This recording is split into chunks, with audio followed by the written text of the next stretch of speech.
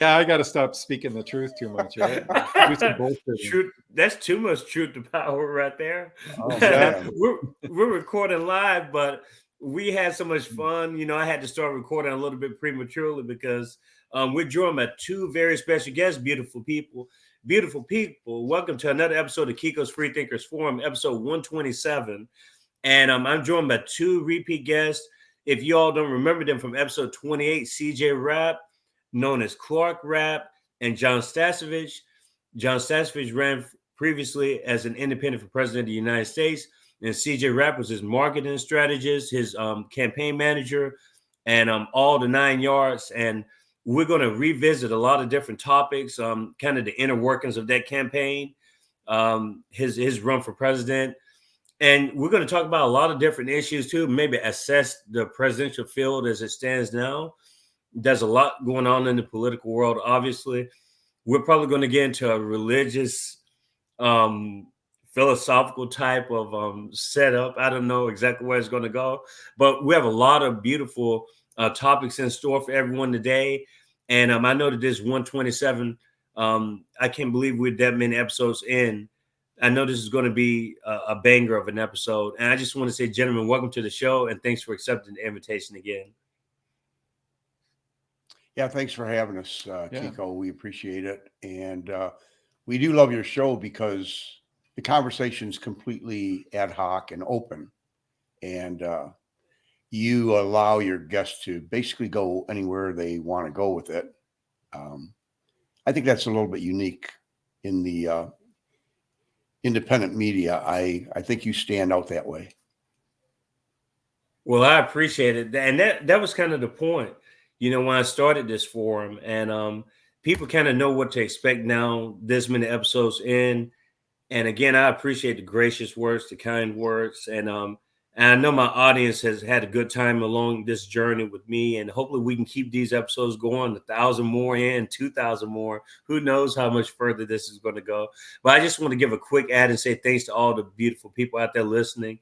The subscribers, the people who don't subscribe, but they do tune in, maybe the podcast audio version, which I'm going to reinstall again. I had initially taken that down because there was just a lot of editing that I had to do, but I'm going to go back to the audio platforms as well, so everyone has that access.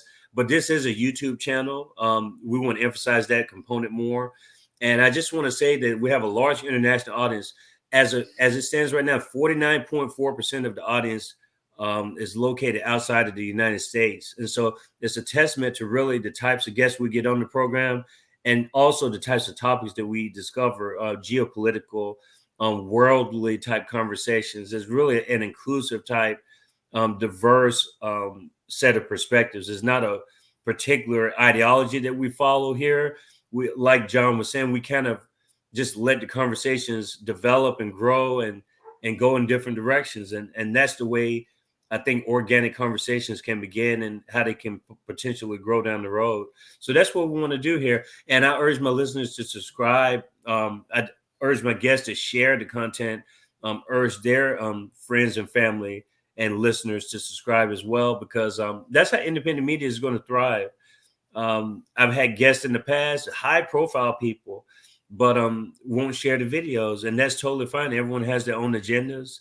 I got an email yesterday from a previous guest that talked about that aspect of it. And, you know, that happens sometimes, but I can't control other people's agendas. But what we can do is control our own agendas. And I just urge people, if you follow the show a lot, share the content, urge people to subscribe for free. It doesn't cost you a dime, just a little bit of your time to expand your mind. And remember, you can't unthink free thought.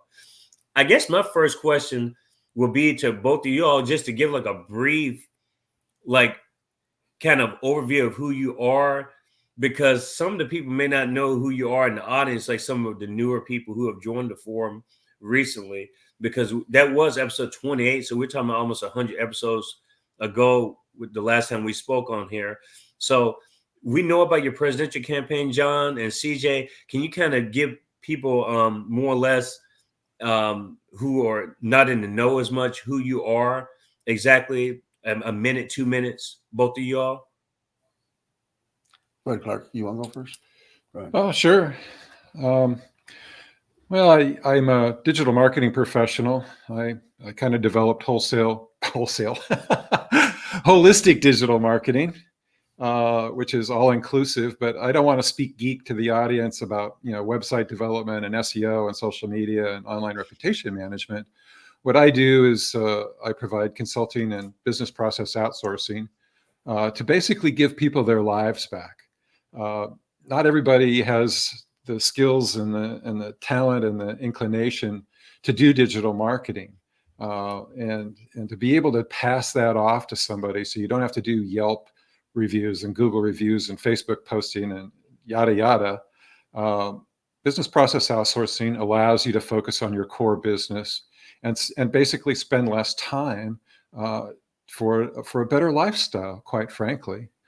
I earned degrees in earth and environmental sciences, so I spend a lot of time advocating.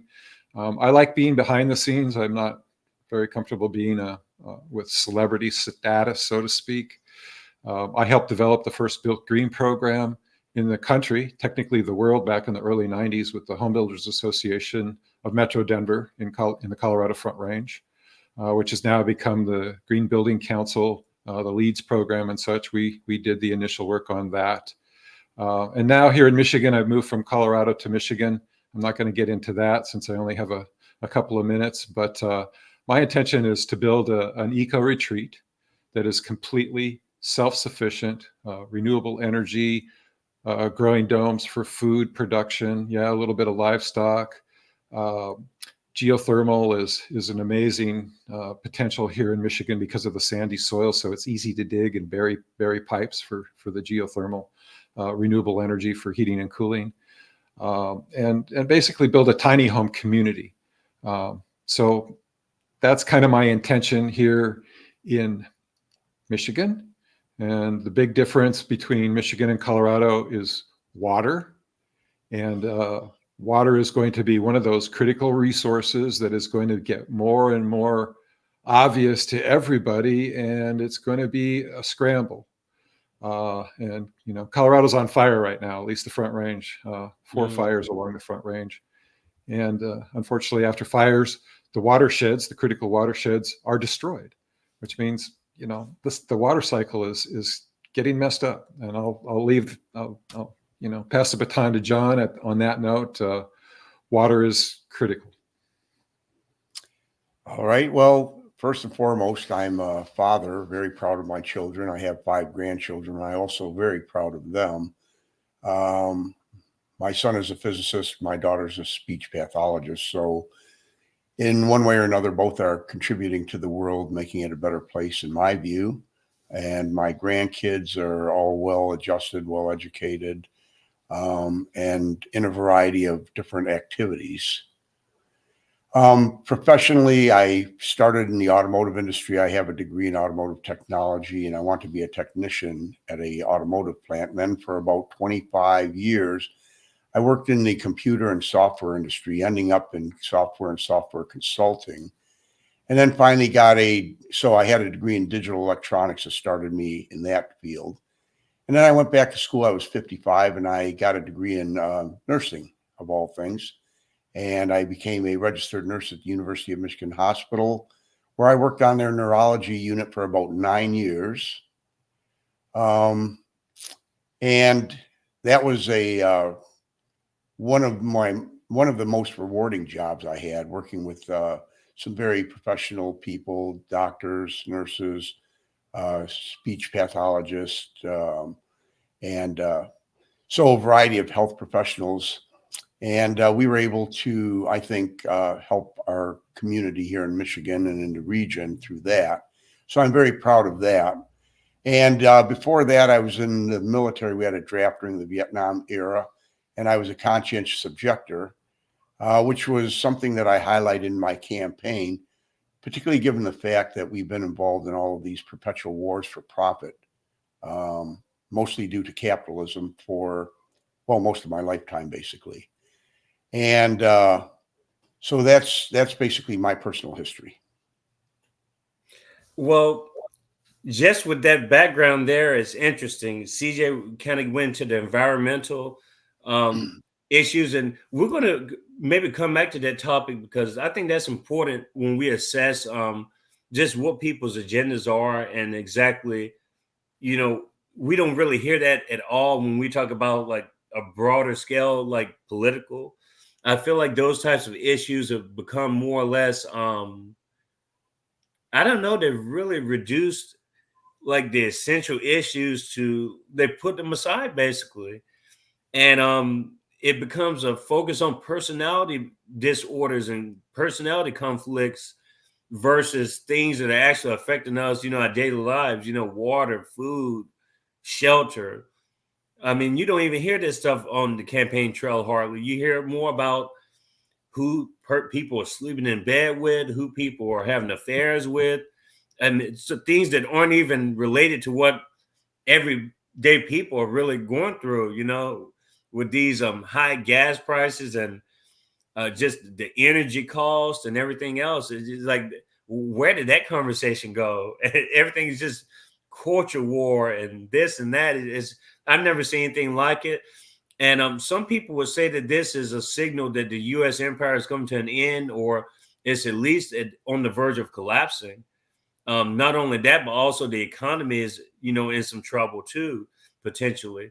And that's the reason why we got to focus on these nonsensical issues. But I wanted to go back to kind of, you know, what people remember you all from, and that's the presidential campaign. And we'll definitely talk about some topics. But I guess my question would be, like, what was the biggest accomplishment you felt that you made during your run for president, and what was one of the biggest struggles? And that's for both of you all because both of y'all were in it together. Go ahead, Jon. Well, our biggest accomplishment was getting our message out. You know, obviously, running as an independent, we knew it would be an uphill battle. So the basic theme of our campaign was a new path forward. That was basically our tagline. And that had to do with the economy. It had to do with the environment. It had to do with healthcare. And probably the main overriding issue was getting the money out of the political system. So ending the corruption was the very first step. Our campaign put out a message of we wanted our nation to own our own money. Currently, we're in debt to private interests through the Federal Reserve, and we felt that we should have a national bank. And so we're very proud of that. But it's difficult because the current duopoly, I think that Warren Buffett probably put it best. He said, we're involved in a class war, and he stated that his class was winning. And we know that the very first thing that happens in every war, and part of the strategy is to divide and conquer. So they do divide us. They've got us fighting with each other, blaming one another, rather than looking at the true issues and the causes of the dysfunction, destruction that we see in our world. And they've got us distracted. So they distract us with all of the identity politics that you had mentioned earlier. But we've got some real existential threats in our view. But we found that the American public, generally speaking, has been so divided and set against each other that I guess I would view it as being completely brainwashed. They really don't know which way to turn.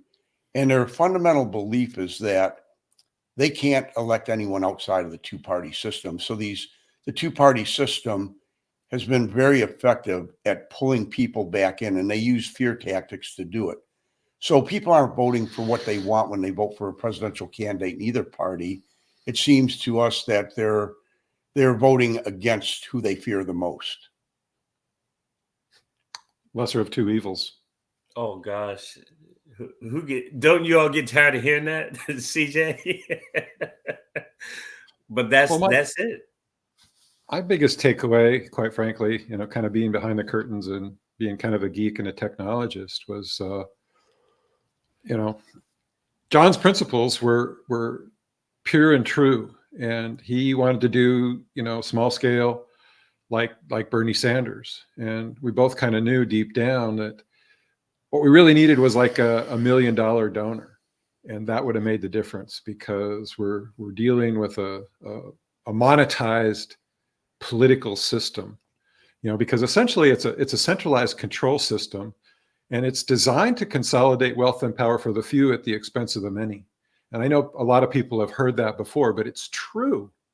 And the only way to fight that, if you've ever followed Buckminster Fuller, is you don't fight the authority, you build a new system.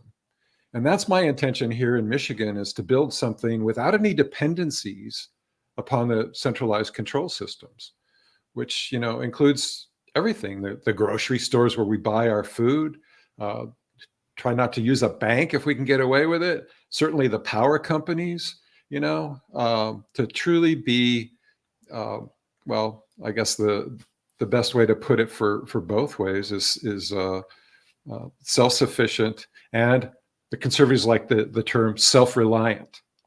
And really, you can't fight the system. You have to do something else.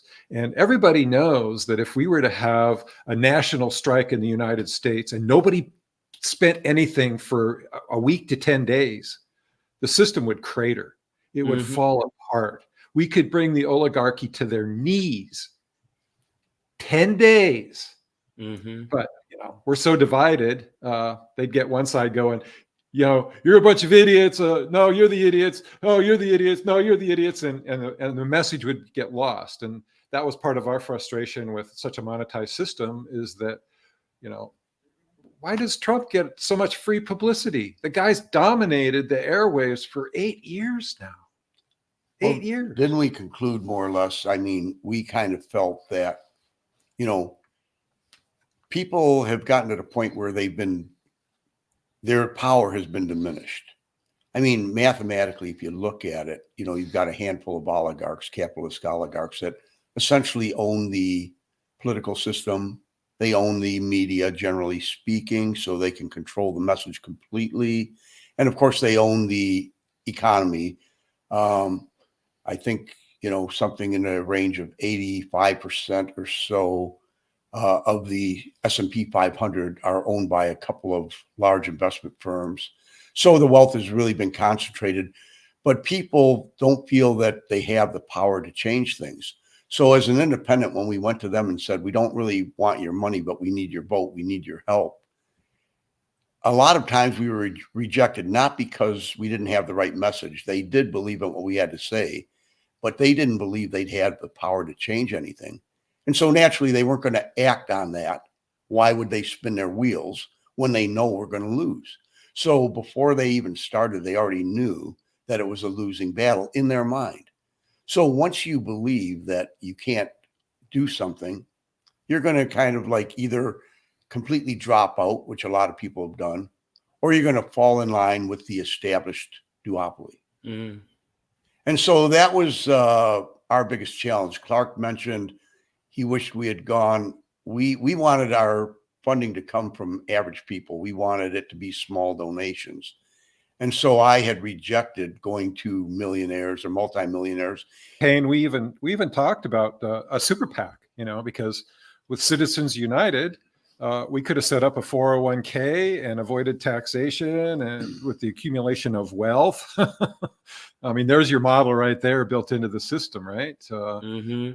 Nonprofit and had dark money, and we could have lied about it and said, oh, our PAC is composed of nothing more than $100 donations. And, the first deposit was from, one person and, $1.2 million.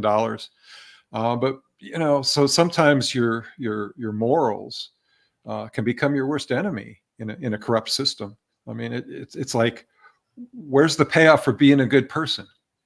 What's the incentive?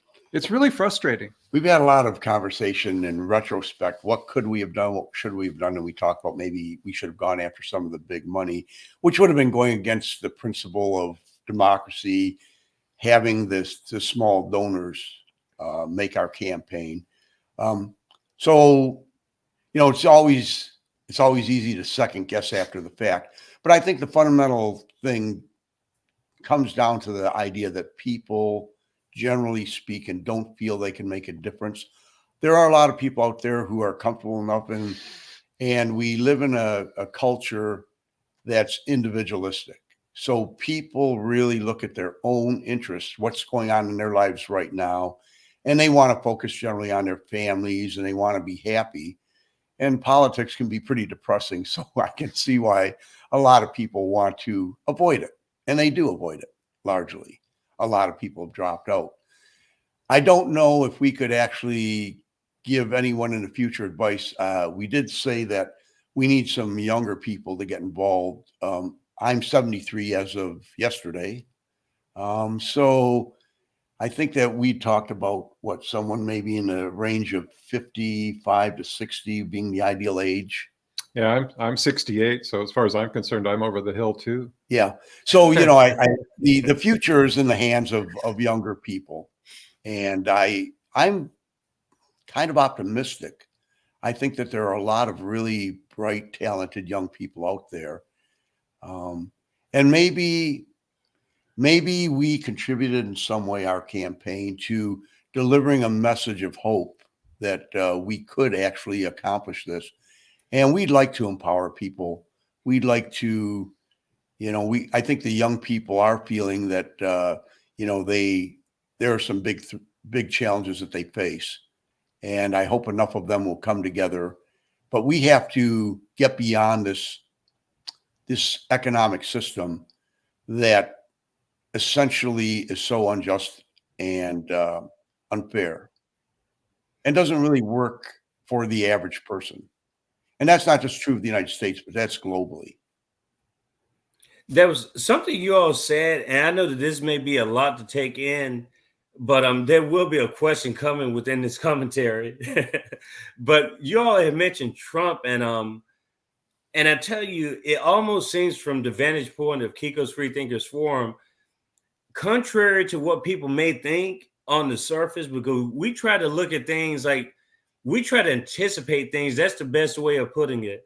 It's not really conspiratorial to us. It's more so anticipating things that are probably going to happen, as opposed to waiting, and then it happens, and then it's like you have to react to something, as opposed to like preparing yourself for something that's almost inevitable. And this whole Trump phenomenon and this 24-hour news cycle, which I think go hand in hand. I believe deep down that whoever, calls the shots in the mainstream media or whatever, they need a Trump to be relevant. He's always generating headlines, like whether he's in office or not, there's still going to be Trump headlines 24 hours a day. And I think about that, but at the same time, it's sad because you got candidates that ran like yourself, and you got people that are still in the field running, and they can't even get 2 minutes out of that 24 hours of any sort of spotlight. And I think about the independent media space, and John and I, we've had these private conversations on phone about even the attitudes within this so-called independent media, which is absolutely revealing to me because I'm an independent media content creator. I don't even like to use the word podcaster, YouTube. I'm here to educate the people, really, because I'm using my profession and my expertise as a way to kind of, it's just in a conversation form. And then that's why we bring on the different types of guests that we bring on. I mean, there's not necessarily my personal background, but it does show in certain episodes, it shows, because we talk about those types of topics.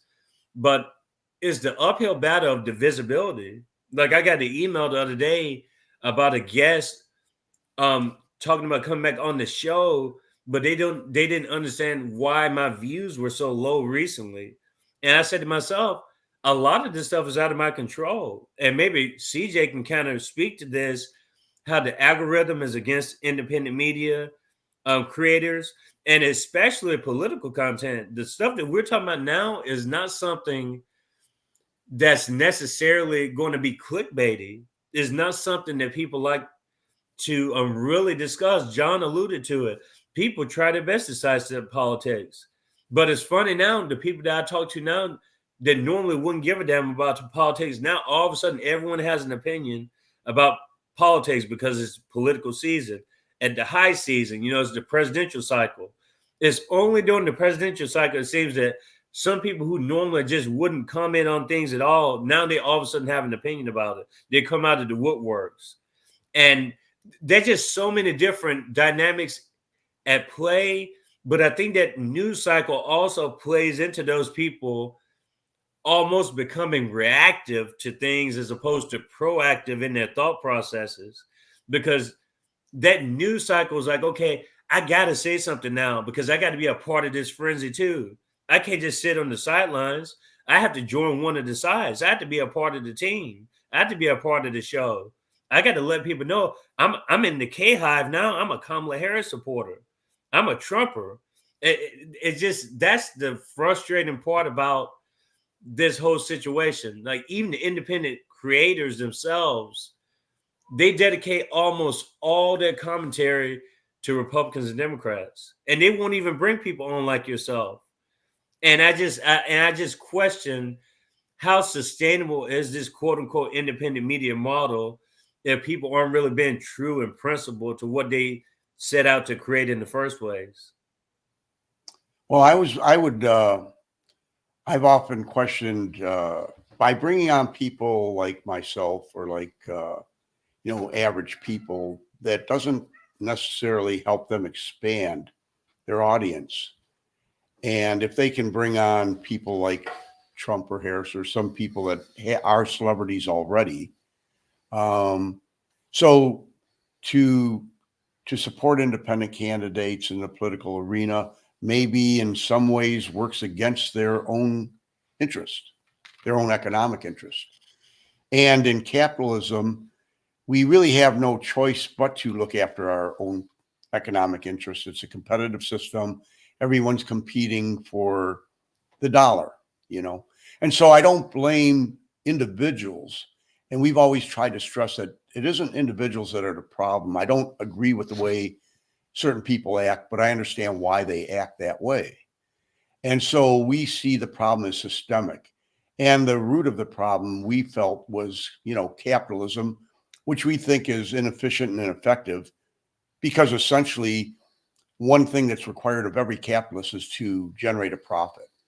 And in order to generate a profit, you have to have repeat customers. So they essentially, instead of building the kind of products that our technology would allow and provide for, they have to produce junk, planned obsolescence, so that they get that repeat customer over and over again. And then the impact that has on the environment is definitely destructive, because now we're trashing more of our products, we're mining more. And so the cycle seems to continue that way.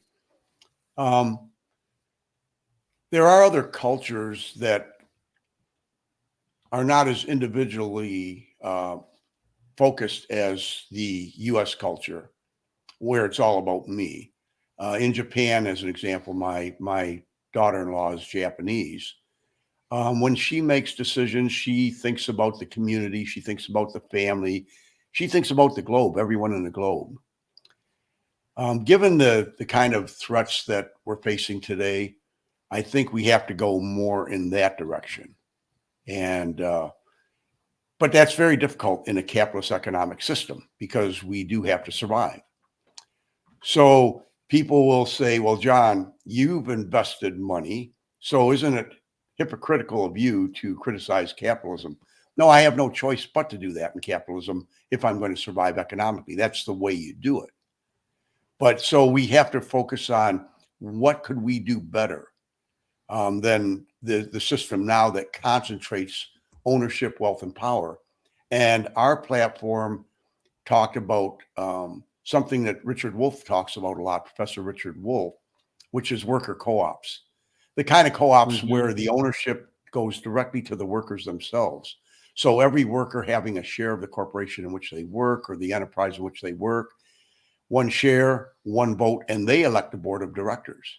Now, when you do that and you spread ownership, that makes everybody responsible for the outcome. And they don't have to be supervised because they're working in their own interest all the time. And it's a model that tends to get people to cooperate and collaborate rather than compete against each other.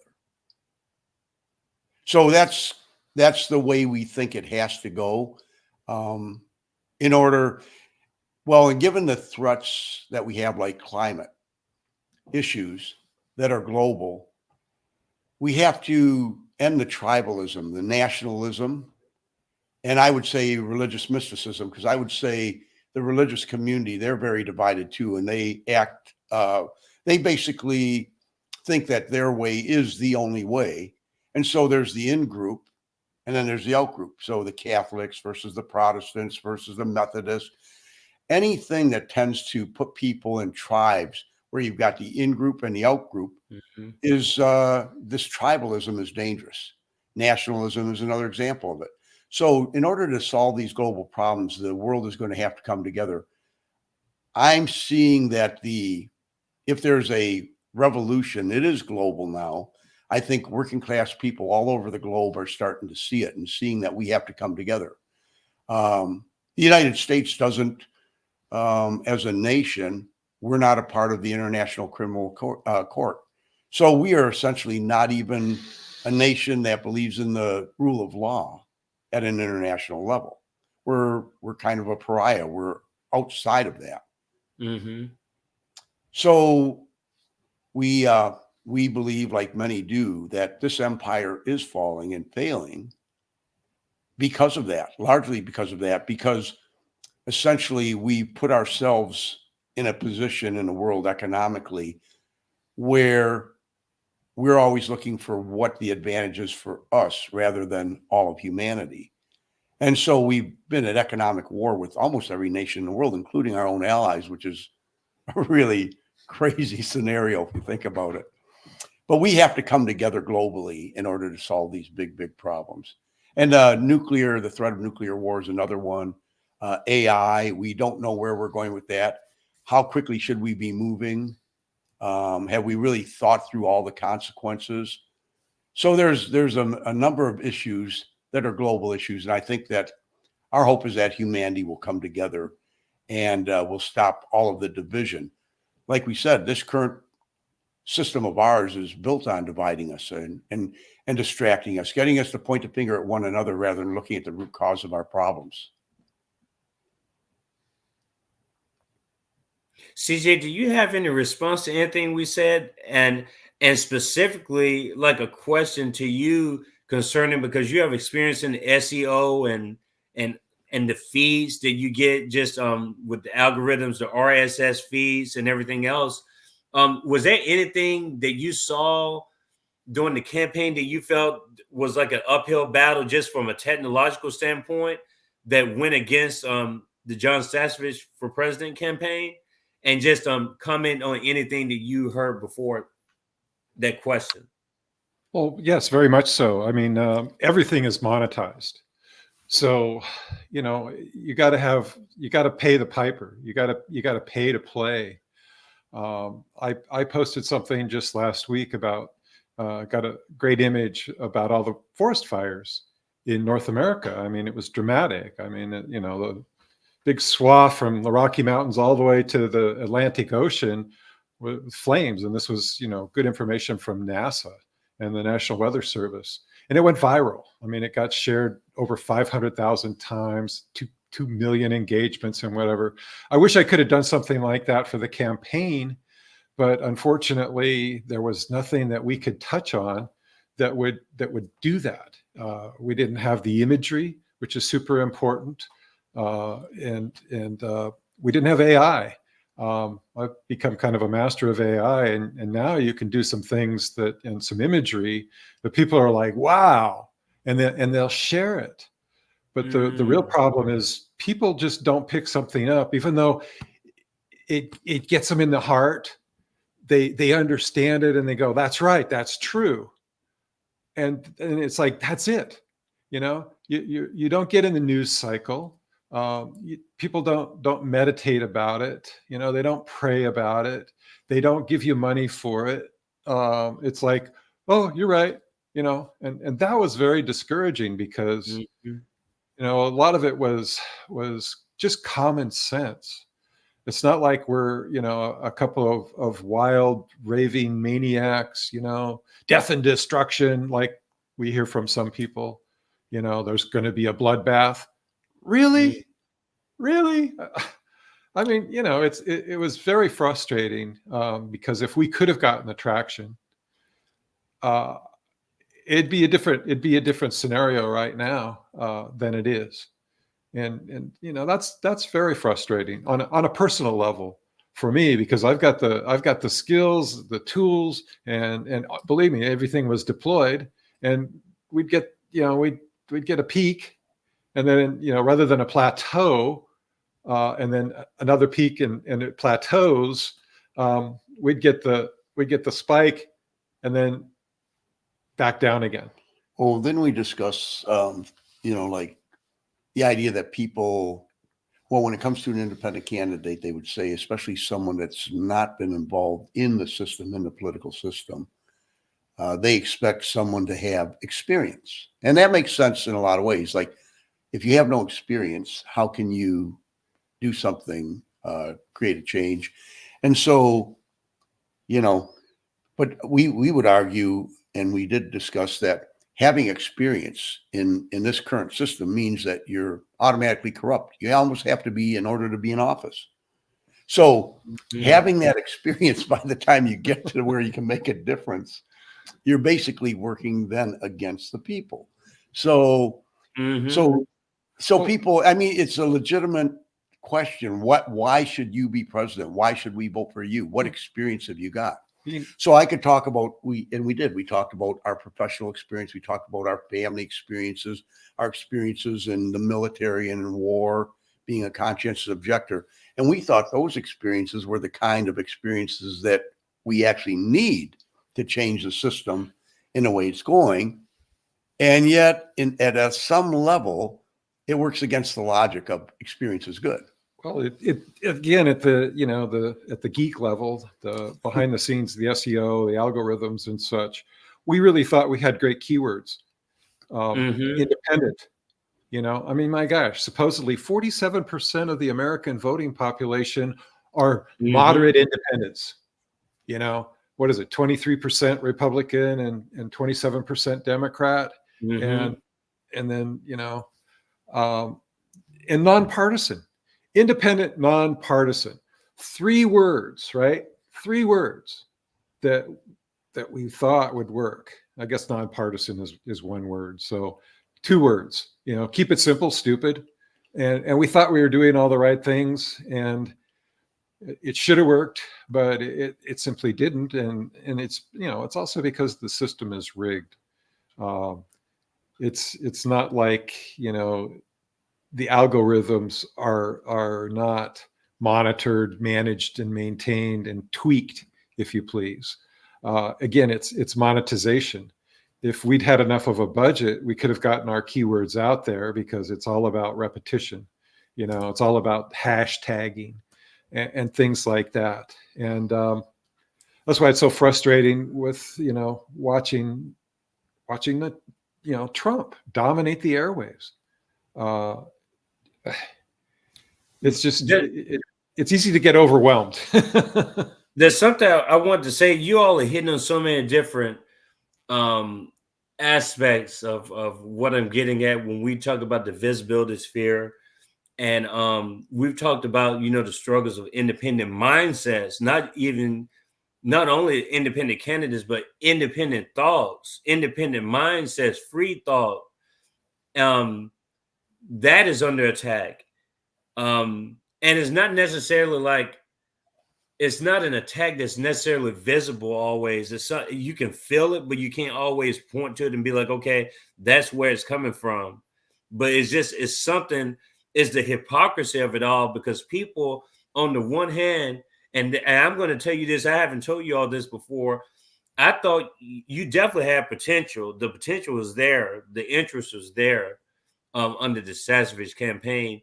I honestly thought that you could have gotten as big as an RFK. Like, I thought that's kind of like, you had that kind of potential as an independent, which is huge. And that's something that people haven't assessed or even factored into this election in particular.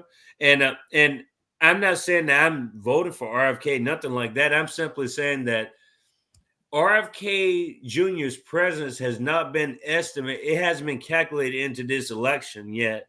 Now, I don't think people are going to be, I think they're going to be surprised when they see the end result of how the country is kind of feeling about, the duopoly.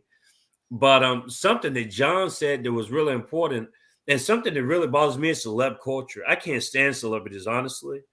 I don't give a damn about celebrities, but it's something that we have to confront, this culture of celebrity. I think if Jon Stasevich was well known, he gets all this funding. All of a sudden, he gets these billionaires out of the woodworks and millionaires out of the woodworks. But like you said, that goes against your principles as an independent. But what do? Then you got RFK. Sure, he's an independent, but he's getting billionaire funding. He's getting millionaire funding, multimillionaire funding. So he's independent, but you can't compare the two, because he's running under the duopoly game in a way. He's just an independent, quote unquote, but he's got duopoly type backing. And that's a different situation than someone, like you said yourself, someone that anyone can relate to, which is Jon Stasevich, Kiko, CJ. We're relatable to everybody. But why is it that the 99% aren't supporting the other 99%? They're supporting the 1%. They're not supporting the people who reflect them. I mean, they're not in RFK Jr. situation, Trump situation, Kamala, all that money they have coming into them. They brag about how much money she raises. She raised so many billions in so much short amount of time.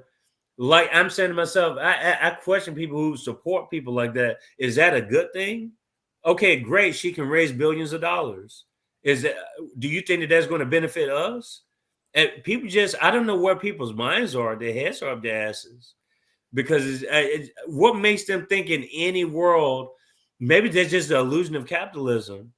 They just believe that, because you always hear this, it takes money to make money. Is this and that. It's chasing the dream, chasing the American dream. And I don't understand it. It has to be the money issue. Like people are just so driven by it, and it's just so instilled in our culture. And so we start to idolize people like Trump. I know that's like when I was growing up, and he honestly, he's going to make a lot of inroads with blacks, especially black males, because black men, especially like from the areas where I come from, and I come from suburbia, but I know people that come from like the hoods of America, and they relate to Trump left and right. People are talking about all this stupid, the racism, all this stuff is not even discussed.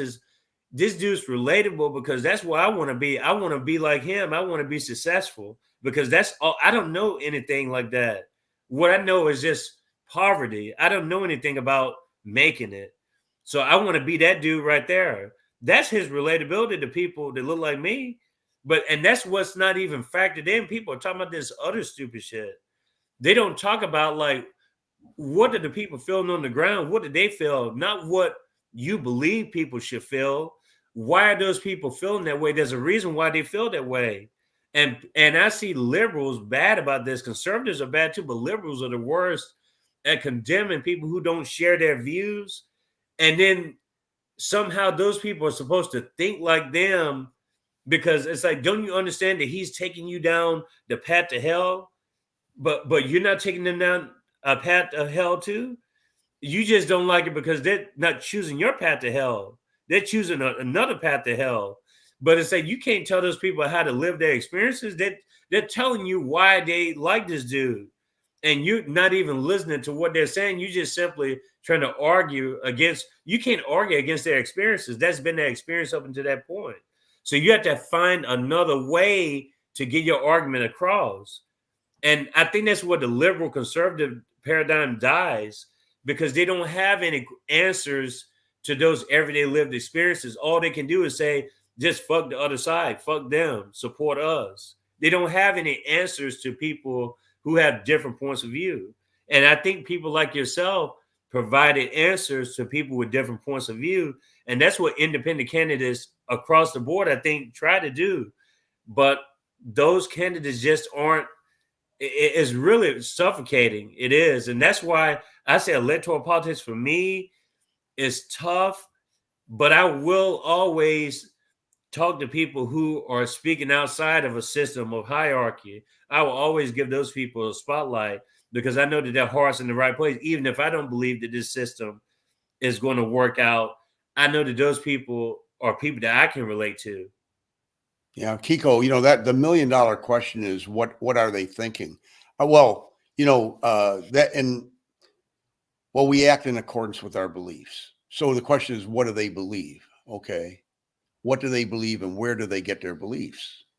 So when you control the media, the elite, they have the best minds when it comes to human psychology. They know how to manipulate the public. It's obvious that the public's not acting in their interest. So you can't win them over with rational thoughts. Our campaign had all of the we had the answers. We had the rational answers to fixing some of the biggest problems that we face.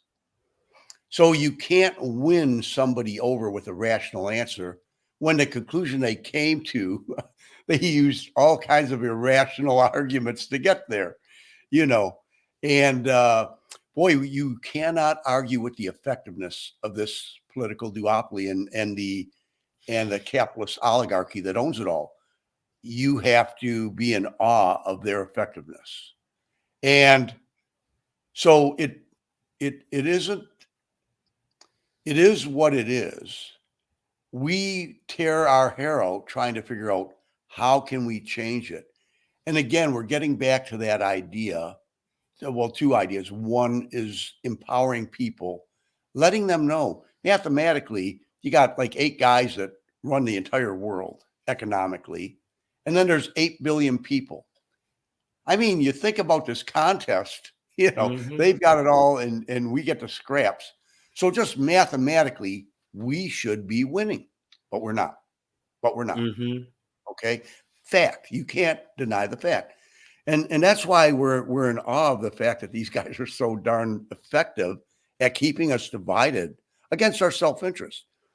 But then the tribalism, and I know you and I maybe touched on religion as being one of the reasons, but I look at religious mythology as part of the problem, because you have to think critically in order for rational arguments to work, kind of like a scientist thinks. Neil deGrasse Tyson is a science communicator, but there's Lawrence Krauss. There's a lot of them that do podcasts, and they're trying to get people to learn how to think critically so that their decisions make sense rather than just acting on emotions. But the emotion that people are acting on, I think, are fear-based. Okay. And if you think about the fundamentals of religious mysticism, it's fear-based. And I have a lot of Christian friends, and I'll ask them, well, why is it that you're so committed to this idea of God when there's no evidence? I don't see a God, and I'm looking as hard as anybody else. I've always looked. Where is he? Right? Oh, he's in my heart. Well, I can't see in your heart.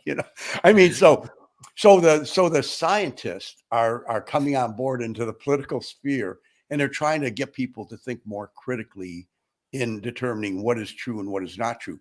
Because if you're sold on irrational ideas, or ideas that have no evidentiary support, that are not objectively true, if they can sell you on that at a fundamental level about how the universe was created, and you got stories of a garden and talking snakes and virgin births and all these things, man, if they can sell you on that, then it isn't surprising that they could sell you on capitalism, which is absolutely working against our family's best interest and our common interest. So the rational arguments don't work because people don't think critically, and it's fear-based. So how do you empower people? How do you get them to get beyond their fears? Well, there's fear of not surviving, fear of change. Capitalism, you talk about changing the system. Well, right now, at least I'm eating. I don't know where we're going. Where do you want to go, John? And if I say, well, let's change the ownership model, let's have our own national bank. Let's own our banks rather than borrowing money from a handful of oligarchs that own the banking system, right?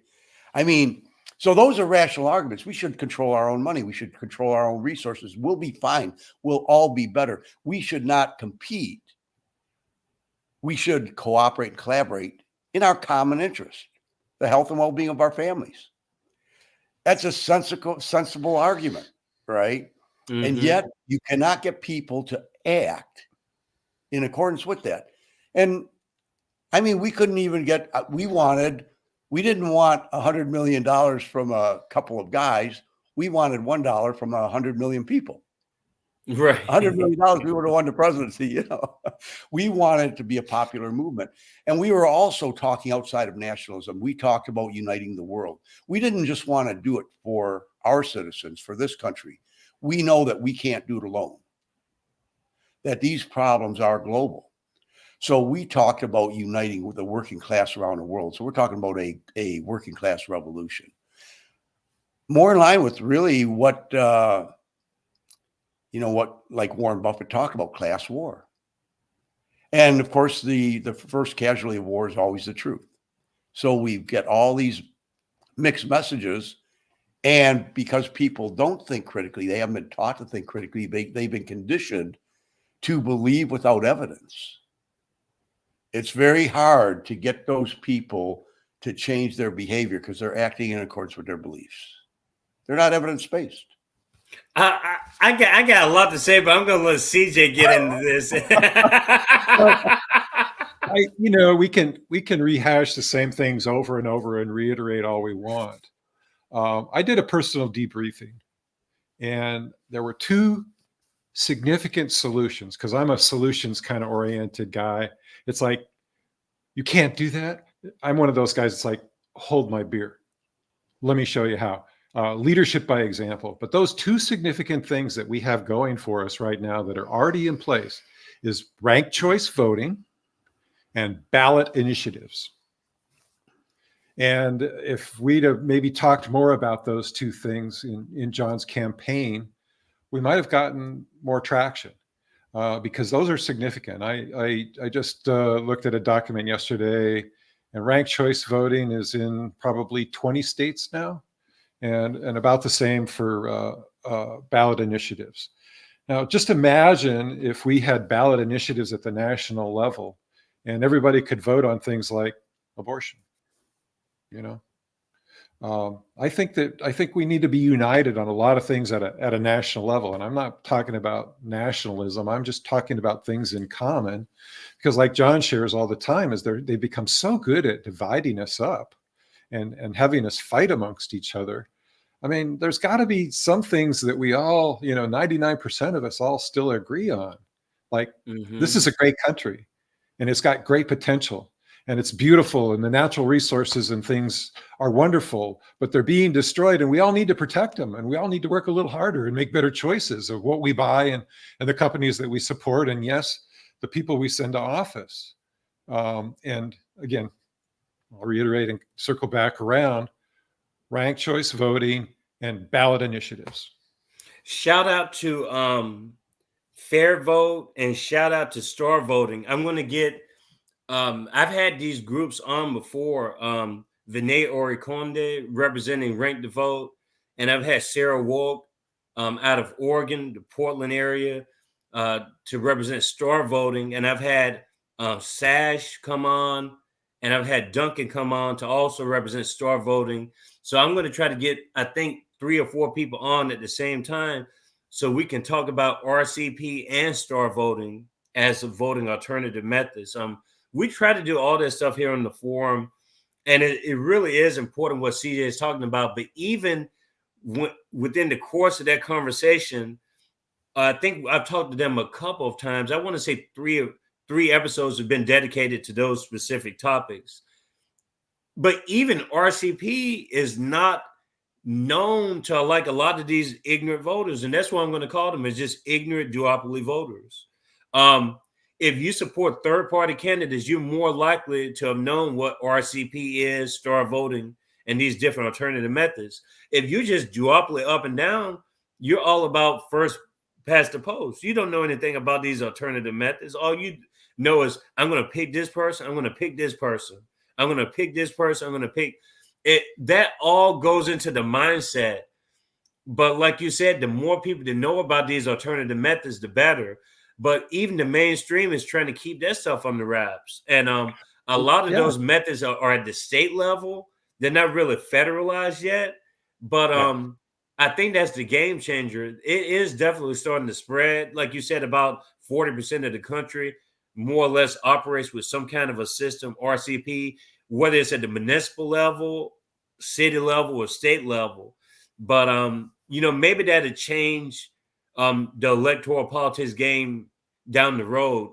Hopefully it doesn't take too many decades, but it's probably going to take another 10 years before we really see that affect maybe some of the congressional races and stuff, even not. If we can just get people talking about it, because those are two of the most significant things that were my takeaway from Jon's campaign, because, I'm sure everybody's heard it said, the right tool makes the job easier. If we want to change the system, we can't be outside agitators. We've got to deploy these tools that are already in development, already in place, and we just need to help them grow and educate people, talk about it, and reframe the issue. That's one of the things that I've observed in politics. George Lakoff is a master of framing and reframing. Oh yeah, Lakoff. Neuro-linguistic programming. But anyway, an example is, we used to have an estate tax, and that was something that only the rich people paid. But they reframed it and they started calling it a death tax. Well, death applies to everybody. We all die. And then before you knew it, everybody was like, we can't have a death tax. That's unfair. But what happened? We're going to have an aristocracy again if we're not careful. And that's one of the things that this country was founded on. No, we don't want a monarchy. We don't want an aristocracy. Equal rights and justice. We're not going to have it. We actually do have it. Well, we do have it. Technically. Yeah, we do have it. It already exists, which is the amazing thing that people can't see. Could you imagine a pay package of $45 billion? Oh my God. I'm not even going to speak his name. But anyway. But how would you get people to change the way they act? How would you do that? Or to change the way they believe? That's the problem. That's the problem. Over a long time, if you're conditioned, and we are products of our conditioning, we are everything we've ever experienced. So if all of our experiences have been something that takes us here, how do we change course? How do we get people to change? Then that was the struggle of our campaign. We'd also talked about, should we have stayed in longer? Kiko, you mentioned the idea that this is the hot part of the political season. It's the presidential, it's toward the end. And to some extent, we had said, well, had we stayed in longer, we would have been more successful. Would we have ultimately been more successful? If we couldn't get enough people to contribute even $1, okay, because they believed, even that would be spinning their wheels, because you don't stand a chance of winning or changing it. If that's their fundamental belief, that we don't stand a chance, then why would they act? So the question is, how do we get people to believe in themselves, to believe that they have the power to make a difference? That is the question that I wrestle with. How do I get people to change their beliefs? It's hard. It is very difficult.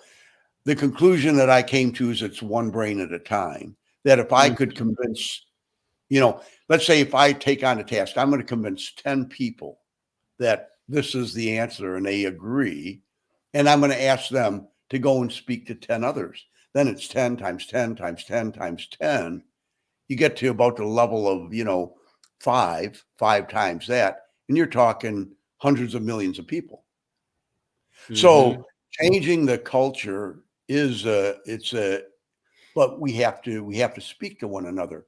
We've gotten to the point, this system has gotten us to the point where we can't talk together. We can't even talk about things together at a party.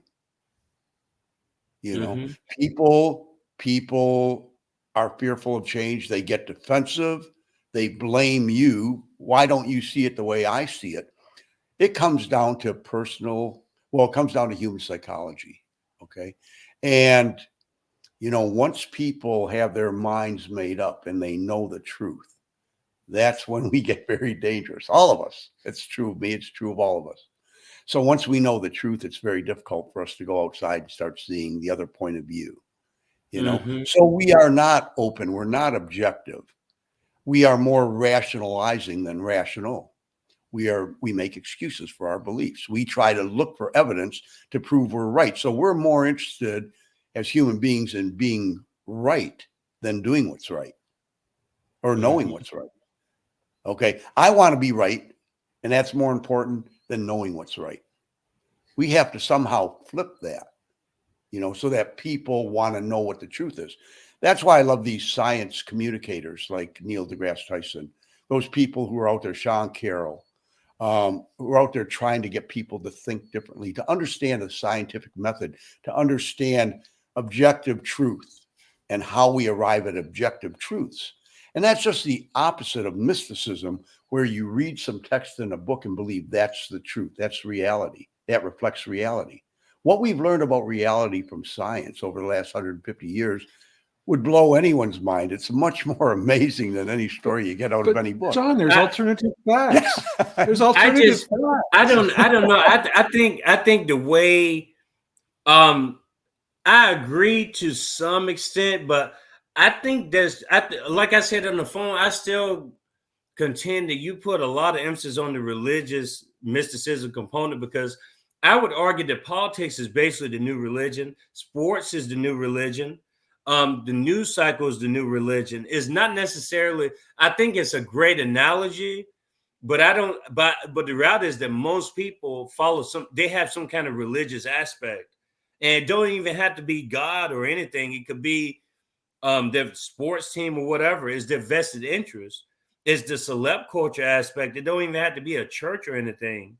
I think that is just as bad as the religious mysticism that you're referring to. Maybe that is their religious mysticism, and it has the same effect, because even these so-called scientific people, I'm not 100% sold on that argument, because if that was the case, let's think of all the scientists that we know. Why aren't any of these scientists trying to kill the duopoly? That's my question. If these people are thinking so rationally, why come they're not trying to kill the duopoly?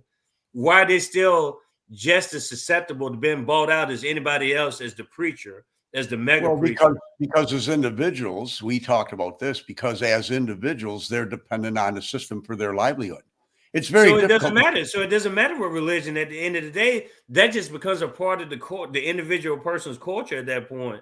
I mean, if everyone's succumbing to the same system, what difference does it make the religious mysticism component? I mean, everyone's brainwashed to just a different degree.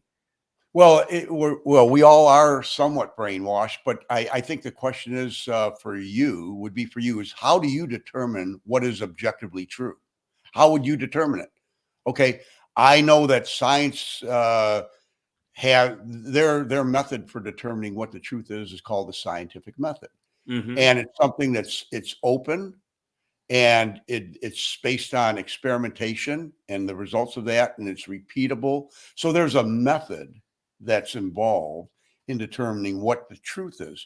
But when you talk to people, they will tell you their version of the truth, and they think their belief somehow is equivalent to objective evidence. So that's the difference. And like you said, it doesn't matter what your religion is, whether it's the religion of sports, the religion of the political. It really doesn't matter. The fact is, it's based on belief in mysticism rather than objective reality. So what I'm proposing and what scientists are proposing is that we get to that objective reality. Now, in terms of your question of why aren't the scientists more out there, they're coming out now because they're recognizing we're at a point of where the threat is existential to all of us. So some of them are coming out now. and they're trying to educate people and trying to get them to understand the difference between belief and objective reality. Okay. Mm-hmm. You have to start there. You have to start there.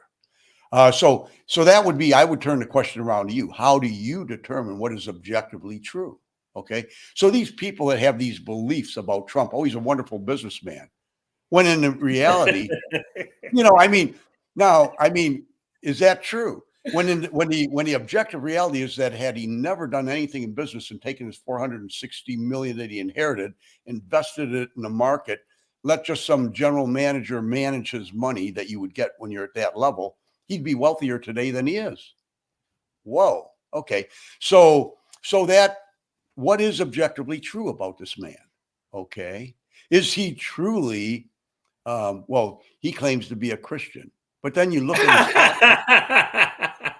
you look at his actions, and I'm sure a lot of Christians are wrestling with that. He claims to be a Republican, but the old time Republicans, he doesn't match that either.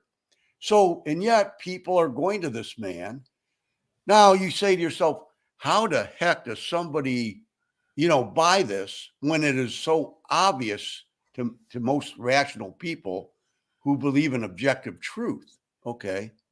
So the problem is that people are confused because they think their opinions, their beliefs equate to truth. Mm-hmm. They don't. And you can't discuss the evidence because in the culture, this duopoly has divided us along gender lines, religious lines, national lines, nationalism, state lines even. Oh, the Texans hate the Californians. The Californians, oh, you're in the wrong state, buddy. Don't forget race. Oh my God. Right? Oh, well, that's the big one, and that's always been here. That's fundamentally what capitalists. So these capitalists, they've got the formula down pat, right? Divide and conquer, like any class war, or like any war. Class war is no different. Divide and conquer, and the truth is the first victim. Mm. So we are fundamentally, in order to change, you've got to change. In order for me to change as an individual, I have to change the way that I think. If the conclusions I'm drawing aren't aligned with objective reality, well, for God's sakes, I'm bound to fail. And we are failing. Warren Buffett said, my class is winning, no doubt.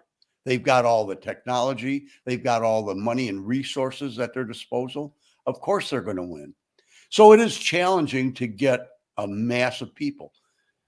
I talked about doing it one brain at a time, but you have to be able to talk to your neighbors, talk to people that disagree with you, listen to what they have to say, explain the difference between objective reality and how you arrive at it. Okay. Get them to see the difference between belief and objective truth. If we can't do that, we're always going to lose. And so that's why I bring it back to, I think the two fundamental root causes of all the dysfunction, all of the destruction in the world, all of the threats, all of the injustice. I think it all boils back to two things, and that's the capitalist economic system. And then I could leave out religious mysticism, just say mysticism, which is fine. Okay, whatever that mysticism is. Mysticism means belief without evidence. A mystic. Mm-hmm. That, to me, as I've looked back at my experiences in this campaign and why we could not get people to work in what is obviously in their own interest. That's why not? Why not? And it comes down to belief. It comes down to this issue of objective reality. Okay, I got a question for you. I got a question for you, John. I agree with you as a free thinker, as an atheist. I agree that religion is just a whole different animal, and it's a harmful tool, and it's been used for harmful reasons, and regardless of how it makes people feel, it's caused a lot of destruction. It's been used in different contexts to justify genocides, everything else. That's a historical fact. It continues to be used for those same purposes, but so is nationalism. Nationalism, yeah, all these isms. Tribalism, right? Yes. Racism. All these Mhm. things are things that put us in a separate camp where we think we're the inside, we're the special group. Oh, and when Mhm. it comes to religion, not only are you special, the creator of the universe is on your side.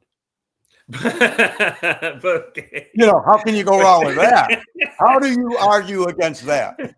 but check this out. No, I was gonna say though, but I wrestle with the spiritual aspect of it though. A lot of people that I know identify as spiritual people, and they truly are to me spiritual people. They don't systematically believe that people should be, a part of their like group or their thought process.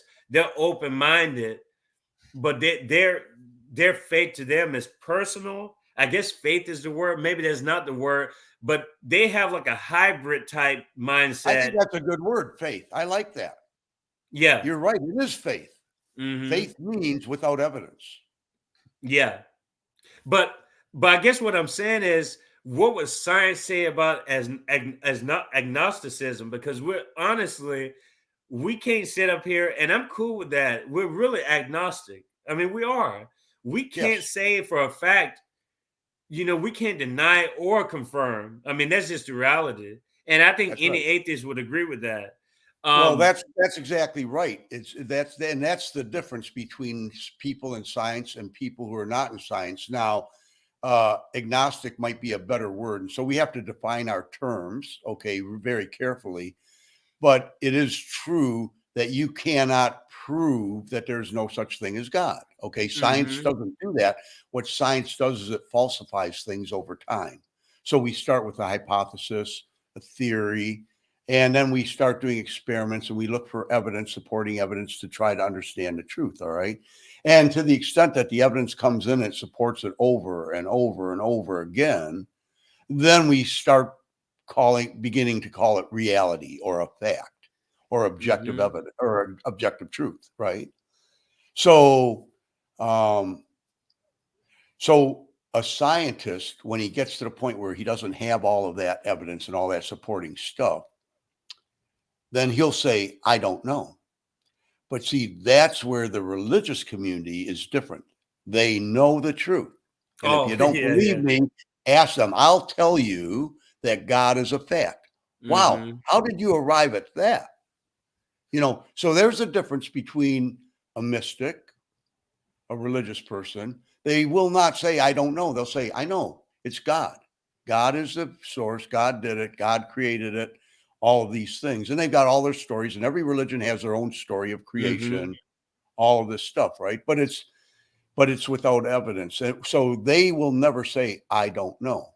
Oh, if they know the truth, then how do you argue against that? Once they know the truth and they act in accordance with their mhm, beliefs, which we all do, they act in accordance with the truth they know, even and if it's based on a false premise, then their actions are not going to take them to a place that's going to be beneficial.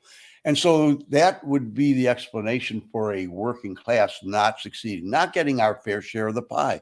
Everybody wants their fair share of the pie. All I want to do is go out. I want to contribute to humanity, and I want to be rewarded for the work that I put in. You mhm, know, I'm willing to work. I don't mind work. Work is not the problem. Sometimes we don't even have the opportunity in this system, right? So in mhm, capitalism, there's also, um, we think even in terms of our own families, sometimes we think that our family is special. I've told my kids, I love you. You're special to me, but you're not special in the human sense. You're not any mhm, more special than the neighbor's children. And so I talk to people all the time. They have a lot of empathy for people in their circle when something happens. And yet somebody that's outside of that immediate circle, they just look the other way.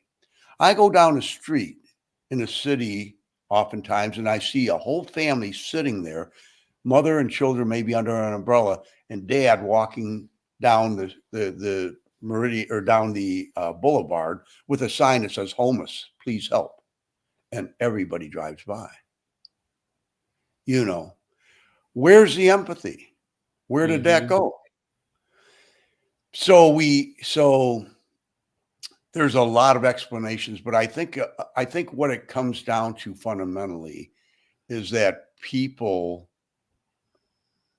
they don't know the difference between objective truth, objective reality, and these beliefs.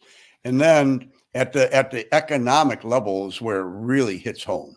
At the economic level, everything hits home because we need money to survive. We all need it. Okay. And we're going to do what we have to do to get it, including independent podcasters who know that the more clicks they get, the more money they're going to get. And so why would they bring me on? I'm not a celebrity. I'm not going to give them more clicks.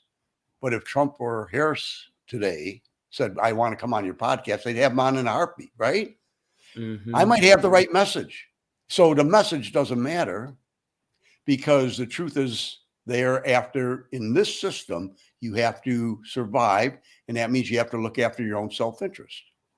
Again, so capitalism separates us. It has us all competing.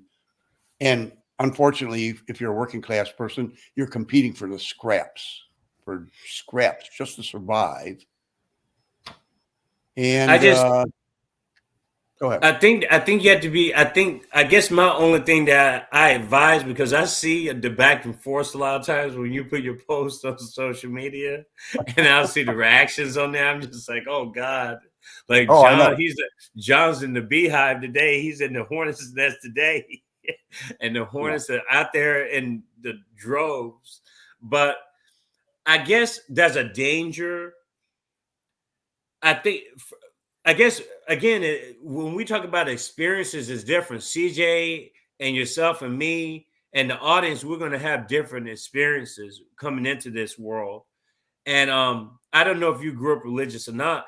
I did, but it really didn't have a lot of effect on me, honestly. I started going to church when I was like 11, 12 years old. My family really isn't that religious. But I'm almost kind of the exception to the rule in the area that I grew up in the Mid-South. Predominantly Black neighborhood. Everyone else was going to church. Our family was almost viewed as like, oh, guys, why come they don't go to church? That kind of mentality. And then the pressure of being, Black and having completely different interests than the other people in your community, that type of stuff. These are the types of things that are very common in, our lifetimes and stuff. And you get this word model minority, which I hate that word. I'm glad that it's not used as much anymore because there's a uniqueness about everybody, I think. And I don't think we need to resort to those types of titles like a special exceptionalism type. I don't believe in that kind of stuff. I think people are exceptional in their own ways. But I think that there is now wait a second. Don't you understand that you were born a sinner? You didn't do anything when you were born, but you're a sinner. Trust me.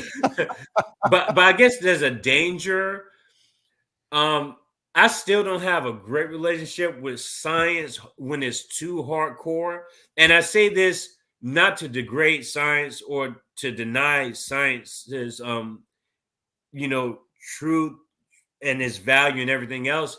It's simply there's a certain attitude that I think that can be interpreted as elitist towards groups. I mean, for instance, most Black people don't understand that the religions that they follow aren't really native to like their belief systems when they came across the water.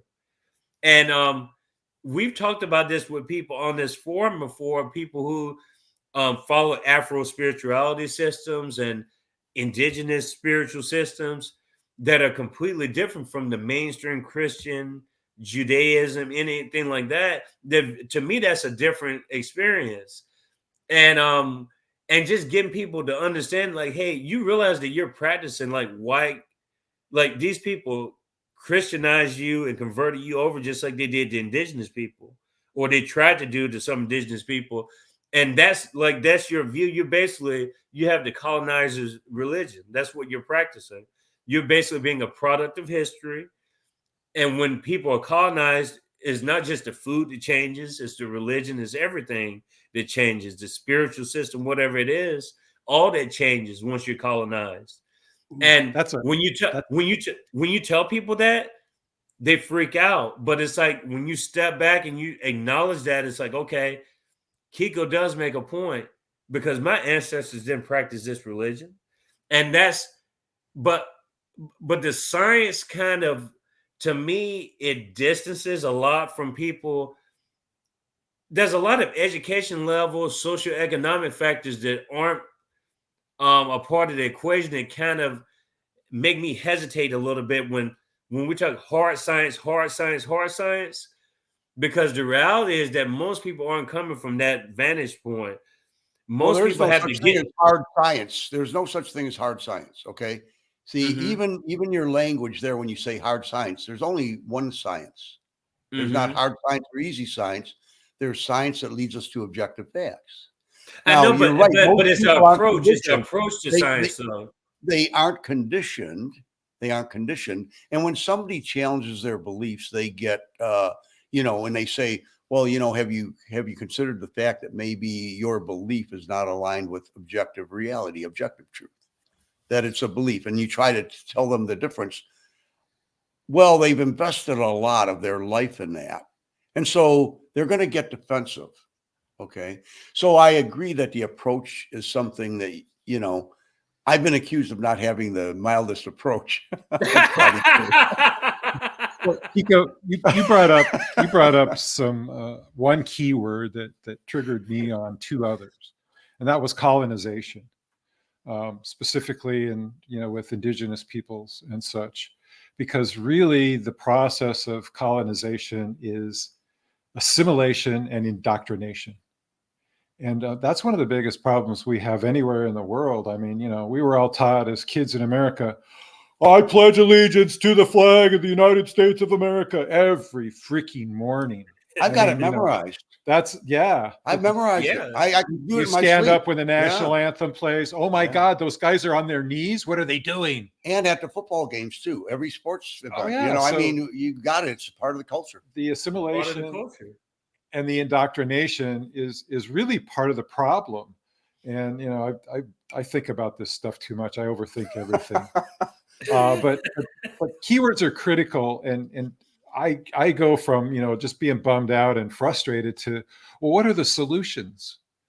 Well, unfortunately, there's a lot of people that are much better at those games and manipulating than I probably ever will be. But at least I can identify things, and try to share tools and solutions, because the right tools make the job easier.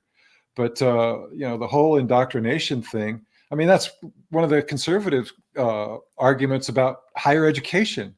And I mean, you've been influenced too, because you're talking about elitism and you're associating solid science knowledge with elitism, which is, kind of unfair. I'm technically a scientist, but I don't consider myself any better than anybody else. I'd say you're humble. You're humble because as a scientist, you say, I don't know when you don't know. You don't make it up. I'm also a liberal because I will change my mind when better information comes along, which is part of my scientific background. And that's humble. Yeah. Yeah. I would consider I'm a scientist too. Like, I would consider myself, I'm actually an artist, but that's a whole nother thing. I'm a PhD, but I think philosophers obviously have a love for sciences too. I think art and science has this beautiful coexistence together. I really think that they do. I definitely have a scientific mindset, but it's just the approach. That's the reason why I say it that way, because you have to understand the people that I meet in academia are snobbish as fuck. And so I'm really speaking to that mindset. Like, I get the science. Like, I'm a scientific person, but those people, the way they relate the information isn't going to make people want to pursue that. You see what I mean? Because it's like you're throwing away a lot of people because they come from a completely different experience. And it's like a closed off network almost. And I get it because I'm a part of that closed off network. But that's also the frustration, because I wouldn't be able to do this podcast that I'm doing now. And a lot of people in my field think that I'm crazy doing this type of stuff. But to me, that's just my way of being relatable to the rest of the world. And I think that they're okay being in their networks, and that's good. That's their right to be in their network. But I want to be more open with, what I have to share with the rest of the world. And I don't want to be closed in like that, like they are. It's more so a mindset within certain communities, more so than the actual science itself. And I think maybe the nomenclature isn't really there when it comes to like maybe optimizing those connections with the rest of mankind. Well, it's a fine line between education and indoctrination, isn't it? Oh my gosh, there you go with this philosophical. Okay, so let's spend about 20 more minutes, and I have to pick you all's brains and kind of get what you're thinking right now. Just have you asked this like people, or is there anyone on your radar besides the usual suspects as far as like this particular political cycle, that people who have kind of attracted you, people who you like their ideas, their views, like anybody in particular that stands out to you, CJ? No, because, quite frankly, I am very much into decentralization. I think there's far too much centralization and centralized control systems. And quite frankly, that's what I'm fighting against. So, should we have a president? No, I think it should evolve. And some people would say it should de-evolve into the cabinet. You elect a council, I'm thinking, totally different than most people, because I'm a free thinker. Okay. You're on the right podcast. And it's like I came up with the concept a couple of years ago of 30K to 1. I even had a website for a while. I think it's down now because I didn't pay the annual hosting fee. But this country used to have a representative government based on population proportional representation. It was 30,000 constituents to one congressional representative. 100 years ago, they changed that with the Appropriations Act, and they froze it at 435. And then geographic territories and boundaries came into play. Now we've got gerrymandered districts that, look like dragons and all kinds of crazy stuff. and it's manipulated. But if we got back to 30,000 to 1, and that's probably too low of a figure, because the proportion now, long story short, we need about 8,500 congressional reps. Boy, that'd be really hard to buy off, for special interests and golly, even Elon Musk with his pathetic little 45 million. I mean, where would he throw that at? How would he influence the system if it was decentralized? That's why I'm an advocate of changing the voting system. Well, we have that many reps, we'd have to change their pay scale. We've got these things that we walk around with, all day long, with all of the knowledge of mankind, but people exist in information bubbles. They only hear, see, and talk about what they want to. We do online banking with these things. Why can't we vote? Why can't we have ballot initiatives? Why don't the people get to decide? Expand on that, CJ, because in episode 28, expand on that, CJ, because in episode 28, you're on to something, but I want to hear you out a little bit more. How does that keep people from being influenced by lobbying? But even if you have 8,500 people, you mean or is lobbying still going to be a factor? Well, no, because again, I need to reiterate decentralization, broad distribution. It increases the cost of the lobbyists if they don't have. Well, and here's a word for you. It's not even in Webster's dictionary. Decongregate. So we have a Congress, right? Because they had to congregate to decide things because it was the 1700s and they didn't have the technology that we have today. Okay. We don't, I mean, the COVID proved that work from home is viable, that doing what we're doing, we're not in the same room. We're, 1,000 miles away from each other, but yet we're having a worthwhile conversation and discussion about important things. So the capabilities that we have that are untapped, right under everybody's noses is one of the things that I get most frustrated with. It's like, there's a way to do this. We have the tools. It's just that nobody's willing to step up But CJ, isn't that true in everything? We have the technology. We have the technology to deal with climate. We have the technology to get rid of nuclear weapons. We have the technology to manage how we roll out new technologies like AI, right? We have the technology. Technology is not the issue. The issue has always been the political will. Yeah. But then again, how do you change a political system? Like you say, Well, we want to go more, and we are making small steps. But go ahead. As a scientist, one of my degrees is in environmental sciences. Yeah. I read this book that was probably 4 inches thick called Ecoscience by Ehrlich and Haldren. It's like my environmentalist Bible still, 40 years later. But anyway, we learned that pollution was simply a concentration of something that shouldn't be there. I'll just leave that at that. What's the solution to pollution? Dilution. The solution to pollution is dilution. Don't you like the way that sounds? It's got a ring to it. Yeah. So, here we are talking about decentralization. The solution to that pollution is dilution, which is broad distribution, decentralization. I mean, it's really very simple. And by design and intention, I'm trying to keep it simple because I understand indoctrination and assimilation. Mm-hmm. And I was indoctrinated all my life. I mean, you'd never know it, but I mean, you're not seeing my long hair, but I was an Eagle Scout, paramilitary. Oh, wow.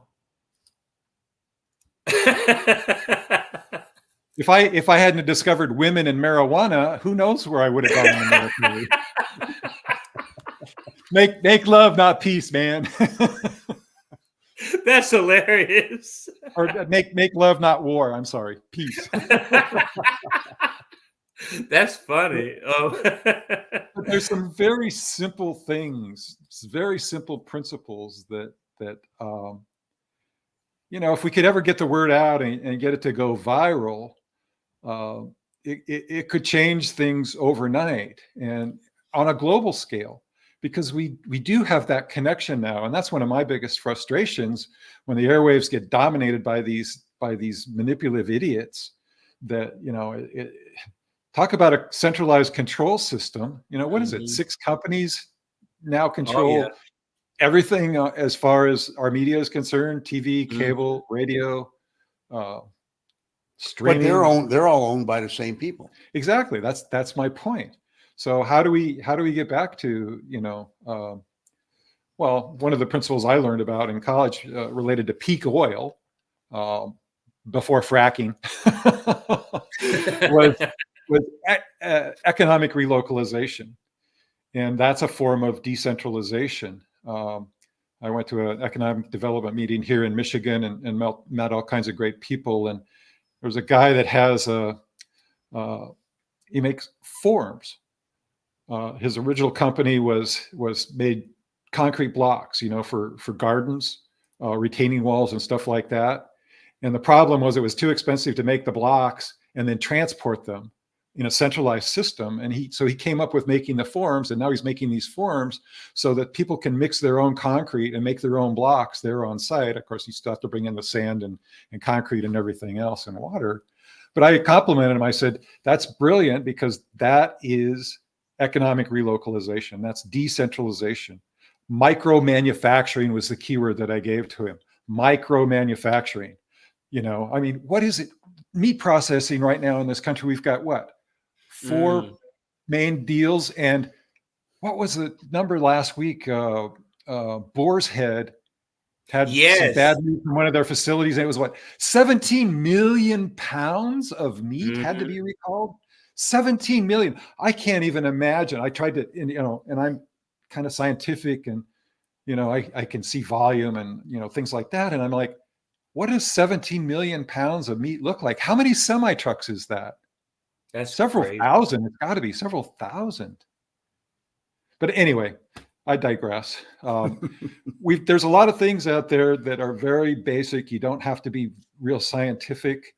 That if we all started talking about, I think we could change the world. I really do. But I'm an optimistic kind of guy, because I find myself, when I get too pessimistic and too cynical, I'm miserable. I'm unhappy, and I like being happy. It's a much better way to be.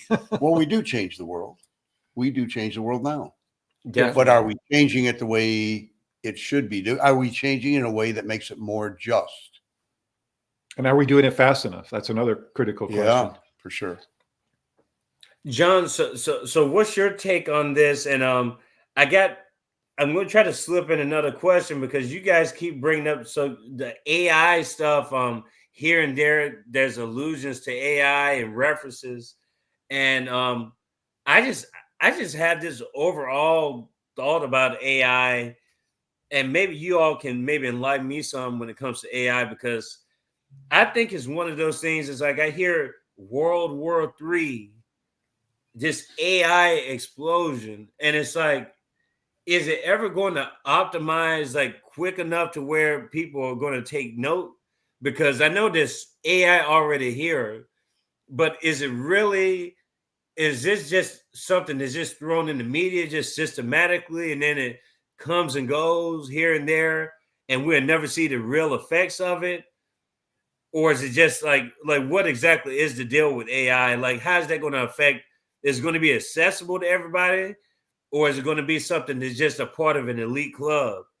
There's a lot of different ways you can take the AI question, I guess, but it's definitely here. It's already being used, but I just don't know how much of a mass scale is going to affect the worker, I guess. Are workers actually going to have control of that AI, or is it just going to be the workers just being at the mercy of all the corporations like it's been, with this same capitalistic system? Jon, your assessment of the presidential field, or are you just more or less pessimistic at this point? No one on your radar at all to look out for? Well, in today's world, we're limited to our choices. Personally, I will always vote for the option that most mirrors my personal wants and beliefs. And in today's environment, to me, it's basically come down to Jill Stein. So, is she ideal? Does she say what I would say? Not exactly, but she's closest. I think that she's definitely a step in the right direction. I voted for her in 2016. Mm-hmm. And most likely, unless something really changes, I'll vote for her again. Okay. Yeah, I had the privilege of interviewing her, and I enjoyed the interview. She said she enjoyed it too. And I'm not gonna give the surprise out to the audience, but we definitely got some guests coming down the road. I think they will, I guess, ignite the interest of some of the people out there, because I keep getting people, why don't you have these people on? Why don't you have this person, that person? And I'm saying to myself, maybe they're giving me too much credit because I'm not a celebrity. I'm just a mere podcaster, just this petty podcaster guy, just one of, as Jon would say, I'm just a cog in the machine, man. I'm just a cog, man. I'm just there. But apparently I got some pull, but no, I think people are going to be excited with some of the people coming down the road. But Dr. Stein is definitely an option. I consider voting for her, but being promising to like the principles of the forum, I said that I wouldn't endorse anyone publicly, because I don't think it would be fair to all the people that I brought on. I brought on a lot of people. Dr. Shiva, Chase Oliver, Jasmine Sherman, Jill Stein. Okay, cat's out of the bag. I'm going to be interviewing Cornel West. So, I mean, there's a lot of different people. Gavin Bonney, Brittany Jones. I mean, I've interviewed so many different independent candidates, and Mike Termott, he's now the VP choice for the Libertarian Party. Chase Oliver is at the top of the ticket, and Mike Termott is at the bottom of the ticket. I interviewed Mike and Chase. So I've tried to get different people. Claudia De La Cruz, I've tried to get on the show. unsuccessfully, for whatever reason. But I've tried to get as many people as I can. RFK, I reached out to RFK, his team communicated back with me. And, they weren't interested, and that was totally okay. But I was happy to just get a response back from RFK and his team. I'm still going to try to reach out to his vice presidential candidate, his nominee. I think her name is Nicolette, I think is her name. I got it written down. I'm going to try to reach out to his VP choice and see if she's willing to come onto the show. But I don't know. It's going to be an interesting race. And like I said, I think that there's going to be a factor, a Ross Perot factor in this race that's not being accounted for right now. And I don't know if anyone else has said this yet. And so I'm saying it because this is what I see happening. At one point, I think that's why they pushed him out of the Democratic circle, like RFK, because I think they felt that RFK was going to grow too much and it was going to take too much support away from Biden, which we know that Biden, he was losing support anyway, because look at what happened. I mean, basically, they had to change the arms in the middle of the night. To me, very undemocratic, if you ask me. You basically hand the baton over to this person, and then the people who are running within your party don't even have a chance to get representation. Like, how is that fair to anybody? These people, Marianne Williamson, like completely unfair to her. And there were some other people running, Cenk Uygur and some other people were running. It's like these people didn't get any kind of visibility within the Democratic Party. Within the duopoly, they will blackball their own people. Do you all remember a guy named Bernie Sanders? It's like, so I don't understand. It's like Democrats and Republicans tried to justify the blackballing. And I guess that's a part of the system. Once you're not voting for a person and their principles, you're voting for the party is what you're voting for. You're supporting the party. You're supporting the tribe. You're not supporting the principles. You're supporting the tribe. So that's what it comes down to. I think that's the difference, the essential difference between the independent running versus a duopoly candidate running. And so, like I said, I will always give, regardless of the flaws, I'm going to give that independent the benefit of the doubt over the duopoly candidate if you're going to participate in this system. But you just touched on something that's really quite amazing. Our system of government is based on the Iroquois Confederacy system of government, the Mohawk Indians and such. And they had tribal councils. Yes, there was a chief, but the amazing thing about the chief is he led the war parties and the hunting parties. And guess what? He was the last one to eat. That was their tradition. He wasn't the best businessman they could find, like a certain other individual we know of, or a prosecutor, or blah, blah, blah. I don't want to get into all that stuff, but there are systems of government out there that have been acknowledged as very good. The democratic system from the Greeks, some of the Roman things, before it was corrupted by emperors and such. But if we could get back to, let's acknowledge our tribalism. Let's have councils. There was something that I shared with Jon that he wants to deploy called the talking stick. And the principle of the talking stick is very simple. Whoever has possession of the talking stick is the only one who talks. Okay, everybody is supposed to be listening and taking in what they have to say, not thinking about what they're going to say or what their rebuttal is. It's a very formal, yes, sacred ceremony. And what makes it sacred is the respect and revere you give to other people, you show to other people, the empathy that you show and share. So, that's what I would, be advocating. I'm not even going to say who I'm going to vote for, because quite frankly,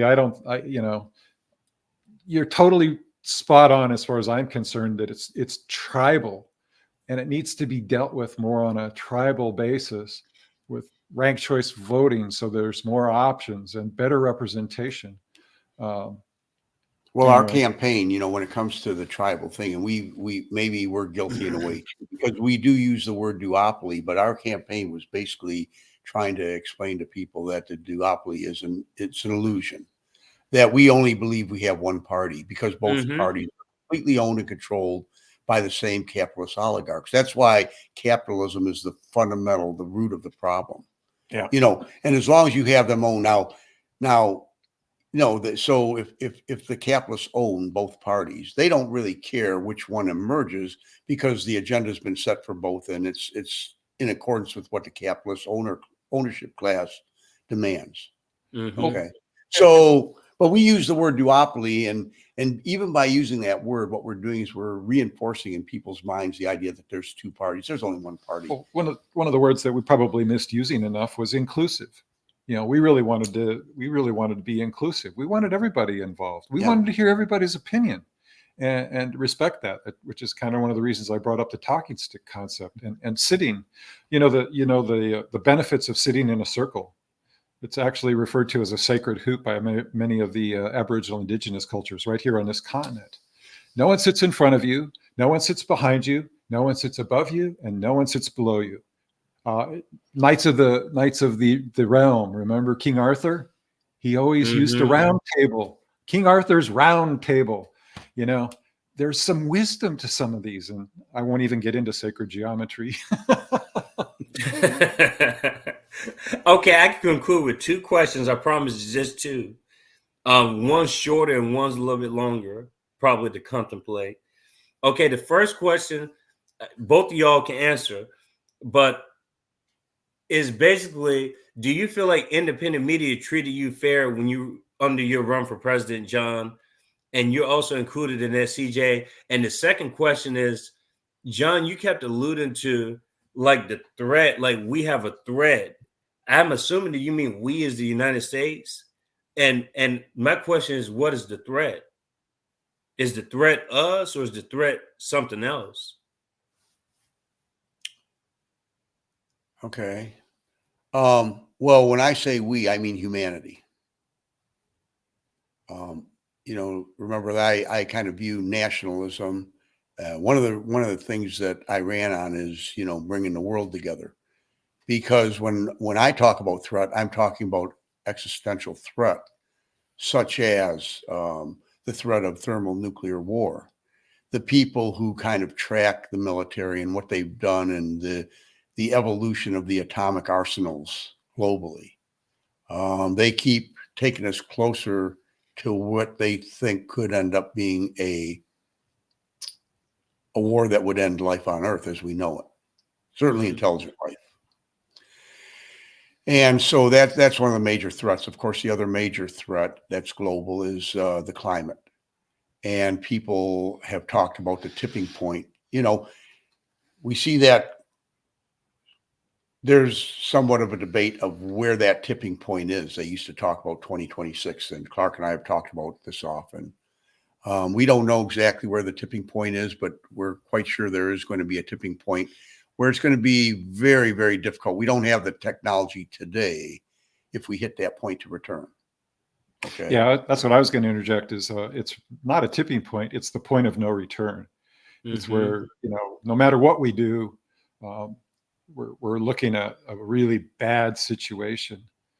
And, a lot of times, we kind of relate things to an engine or a motor, lots of moving parts. And that's really, now we're talking the big picture of what humanity is doing and how the economy works, and the global economy and globalization and this and that, transportation systems, communication networks, and everything else. Well, we all know that if you got a V8 engine and you don't change the spark plugs, you can still probably run with maybe 6 cylinders, depending on which cylinders aren't firing. But at some point, there's going to be a major failure. You're going to throw a rod, you're going to lose a fan belt, and it's going to seize up, and you're on the side of the road in the middle of nowhere going, what are we going to do now? And that's kind of like what we're talking about with a point of no return. Yes, Jon alluding to tipping points. Well, we've got a lot of tipping points happening that is quickly going to put us at that point of no return. Well, that's what the scientists are telling us, the ones that have actually studied it. The media has been very good. The oil companies are actually being sued by California, Exxon is, because they understood the science, and they not only withheld the truth, they tried to manipulate the public and make it something that was debatable. And so there's capitalism protecting itself, against humanity's interest, their own family's interest. Well, it was just like the tobacco industry did to, self-preservation, disinformation, and create enough reasonable doubt that you last as long as you possibly can for profit at the expense of people dying from lung cancer. I mean, it's and so, again, the system being the problem, not the people, because see, we change the face of the leadership and the people change, but we still go down that same trend line toward destructive things, destruction for all of humanity. We get closer to those points. And the science tells us we're headed in the wrong direction and we have to change, and we're incapable of doing it. And it is because we are divided as a human race. It's society, and that's why it is so important that we end the tribalism, the nationalism, the racism, any tribe, the gender tribes, the age gap, what we used to call in our generation, remember? Yeah, but young people versus old people. I have to interject there. All right. I think we have to respect diversity, because that's truly our strength.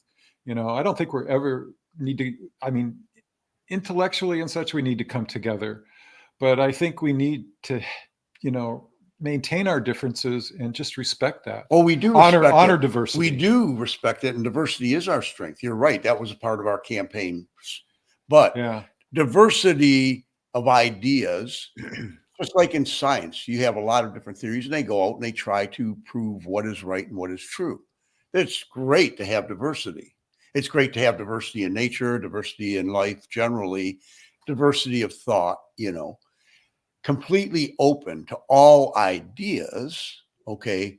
But we want to have a method to find out what is objectively true, all right?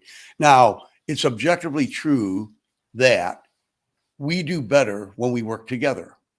Not one man could not build the pyramids. People had to work together. The thing that brought humanity as we evolved, the reason we survived in the natural world is because of our ability to work together. And that worked for us. Let's say we've been around, they debate, 100, 150,000 years, 250,000 years, whatever. Most of that time we worked together to survive. But then when we went into the agricultural era, where we started, instead of being hunters and gatherers, we went to the land and we started producing things that we then were specializing. And then we had to have accountants. We had to figure out how are we going to distribute it. So when you think about an economic system, the only thing an economic system does is it organizes to produce goods and services that we all need. And the second thing it does is determine how to distribute them. So we've had slavery as an example of a system. And at that time, nobody could imagine that we could move beyond that. It would always be. And then we went into feudalism, and there were others, and now capitalism. We're going to move beyond capitalism, and we have to if we're going to survive, because capitalism is got us working against our own common interest, because it's based on competition rather than cooperation and collaboration, the very thing that allowed us to survive in a natural world, right? So we're going to have to go in a completely different direction to survive. And that's why capitalism itself, the system, is the existential threat. People come and people go, different celebrities. Nothing seems to change because the underlying system doesn't change. And then there's the underlying system that leads people to these mystical views as opposed to objective reality. So those are the two root causes of all of the problems that exist in the world. Those two things have got to change. Now, how do you get people, and the $1 million question that we wrestle with in our campaign, and I still wrestle with, is in the current system, given the fact that it's so rigged, it's so How can you get people who believe they know the truth and they're heading down the hole? How do you get them to stop and really objectively look at all the options and make better choices? We were not able to do it. Our campaign was unsuccessful. We were successful to the extent that we got our message out, and you helped us do that, and we thank you very much for that. But we were unsuccessful in turning the ship. Okay. So, and we can't do it. We all have to do it. And we have to give up on the idea that as citizens of the United States, somehow we're privileged or better, or we deserve, and the United States is necessary for the world. You know, we are the shining star on the hill. That idea, we got to get rid of that. We have to learn to work with other people globally. We have to have international law that apply to everybody. We can't be the exception that we've always been. So we're an empire in collapse now. And I think that's becoming more and more obvious to people. China as an empire is rising. China is defeating us at our own game. The rise of China was because self-serving capitalists saw bigger profits by investing there than investing here. So they shut down the factories and they shut down the industries here, and all of that production went over to China. Attention, Walmart shoppers. Yeah, well, but then they were actually, so we could blame them. We could say, geez, why did you do that? But that's what the system demands. It demands to succeed as a capitalist, you have to maximize profit. You have to return to the environment. That is the system. So if we allow the system, now both parties, if you want to think of them as two parties, I still say they're one, but on both sides, the candidates are saying, we're capitalists. We're always going to be capitalists. It's the only way to go. It's the best way, and it's never going to change. I would think that all by itself should be enough. Another thing is the obvious corruption. It doesn't matter where you go. You can go to people that are devoted to this party or that party or this group of candidates, and they all admit it's corrupt. Well, if they're a member of a organization that's corrupt, and corruption is built into their system, like if the mafia is corrupt, if an organized crime syndicate is corrupt and I join it and you support me, aren't you supporting the corruption of that group? You are. Mm-hmm. So just based on corruption, you would think that everybody would abandon. And that's what my campaign counted on, them abandoning, finally understanding the corruption was so deep that we couldn't maintain the status quo, which is this duopoly system that they call the duopoly system, right?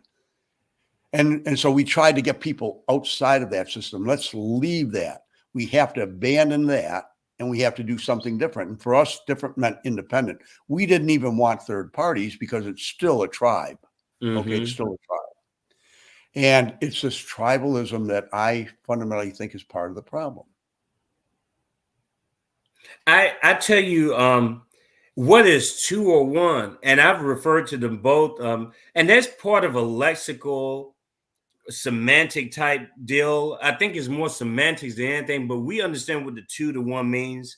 The best analogy I think I can give is the wrestling analogy, whether it's a heel and a face, a villain and a hero, the movie reference, the bad cop, the good cop, 2 to 1, regardless, it is one party, but it's 2-2.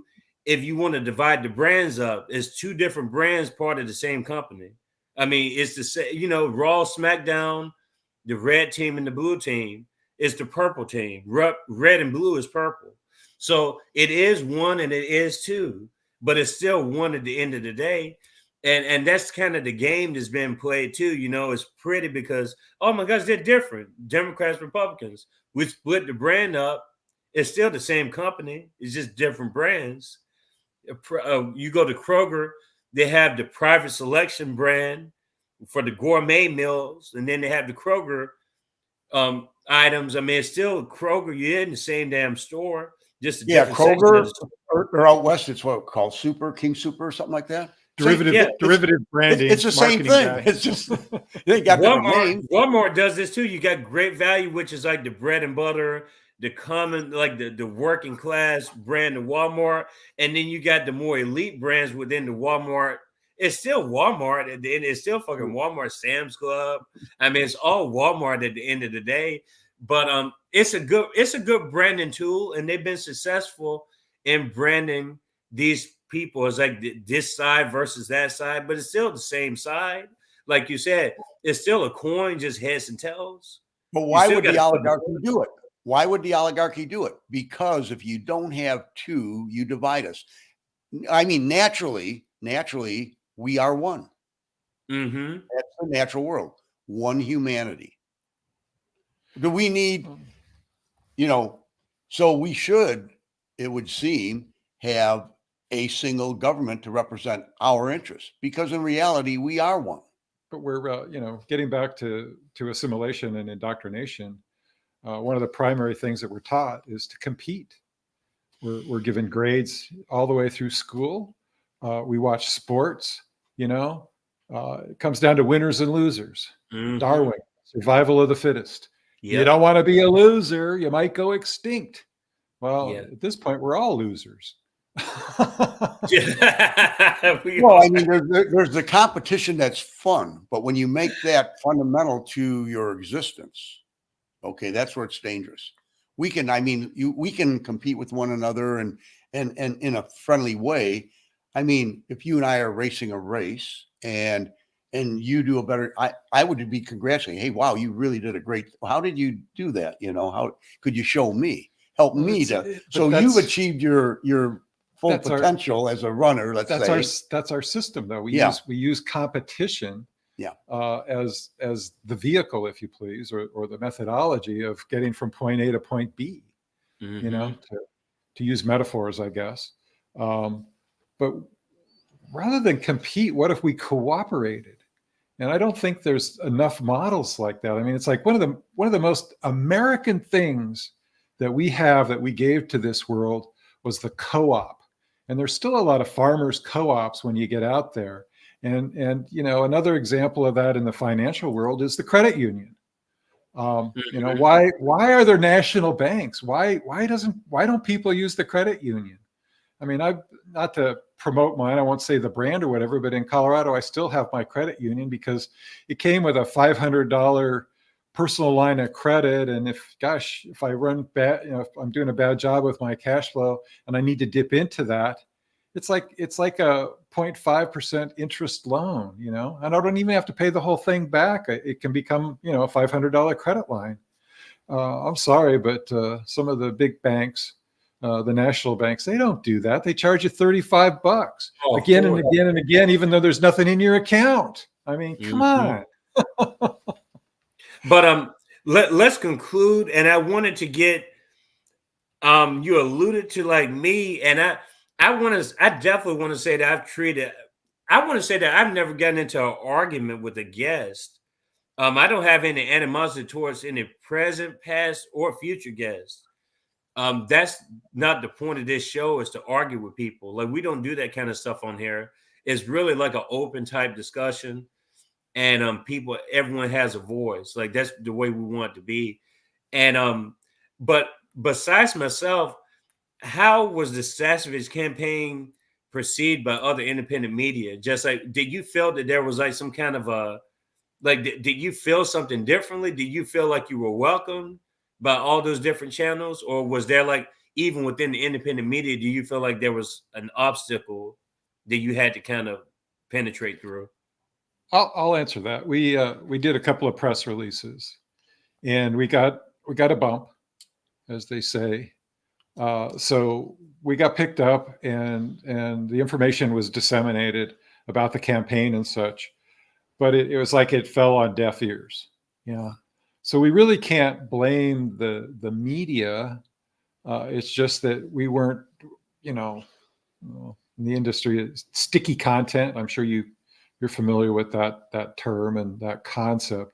We just couldn't never put anything out there that was sticky enough to get traction. Well, the media also operates in their self-interest. I mean, Status Quo is a podcast that's done, and the guest, Jordan Charity. Yeah, Jordan, sure, you're right. And people in my campaign went directly to him because I was watching this conversation online, and they asked him to put me on his show, and he wouldn't. People went directly to Jimmy Dore. People went directly to. Yeah. So I know that our people went to these podcasters and said, please put him on. We want you to interview him. We want his message to get out there. I'm assuming it didn't happen, and they actually refused and said, no, this is my show. I'll do it my way.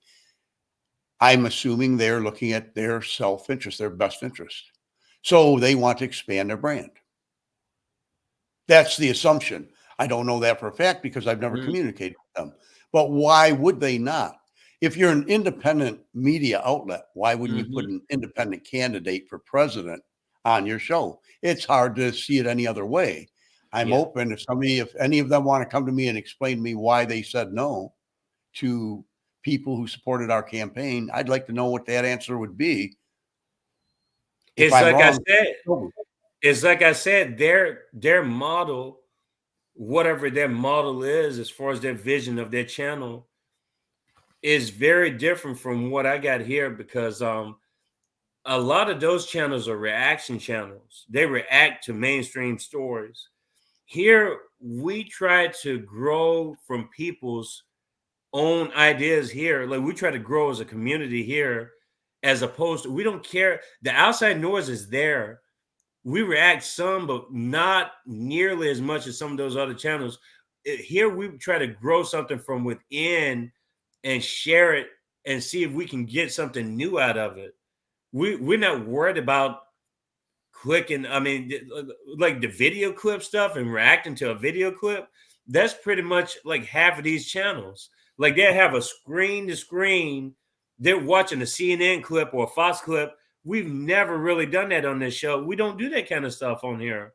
It's just complete opposite. It's a different agenda completely. And I think which is why they are.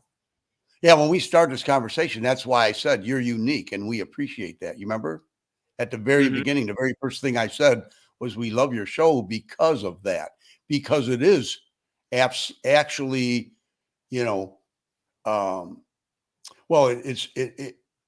whole conversation just kind of takes its own course. You don't drive the conversation, so it is completely open, and that's very unique, I think.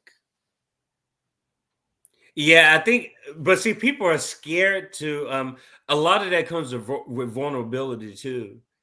And I think that vulnerability is assumed to be risky in this type of world because people are worried about what the audience is going to think.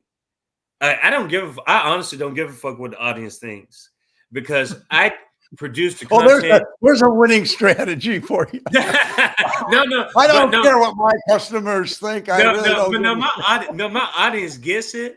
Like, they get it. It's like, you either love it or you're in it for the money. I'm not in this for money.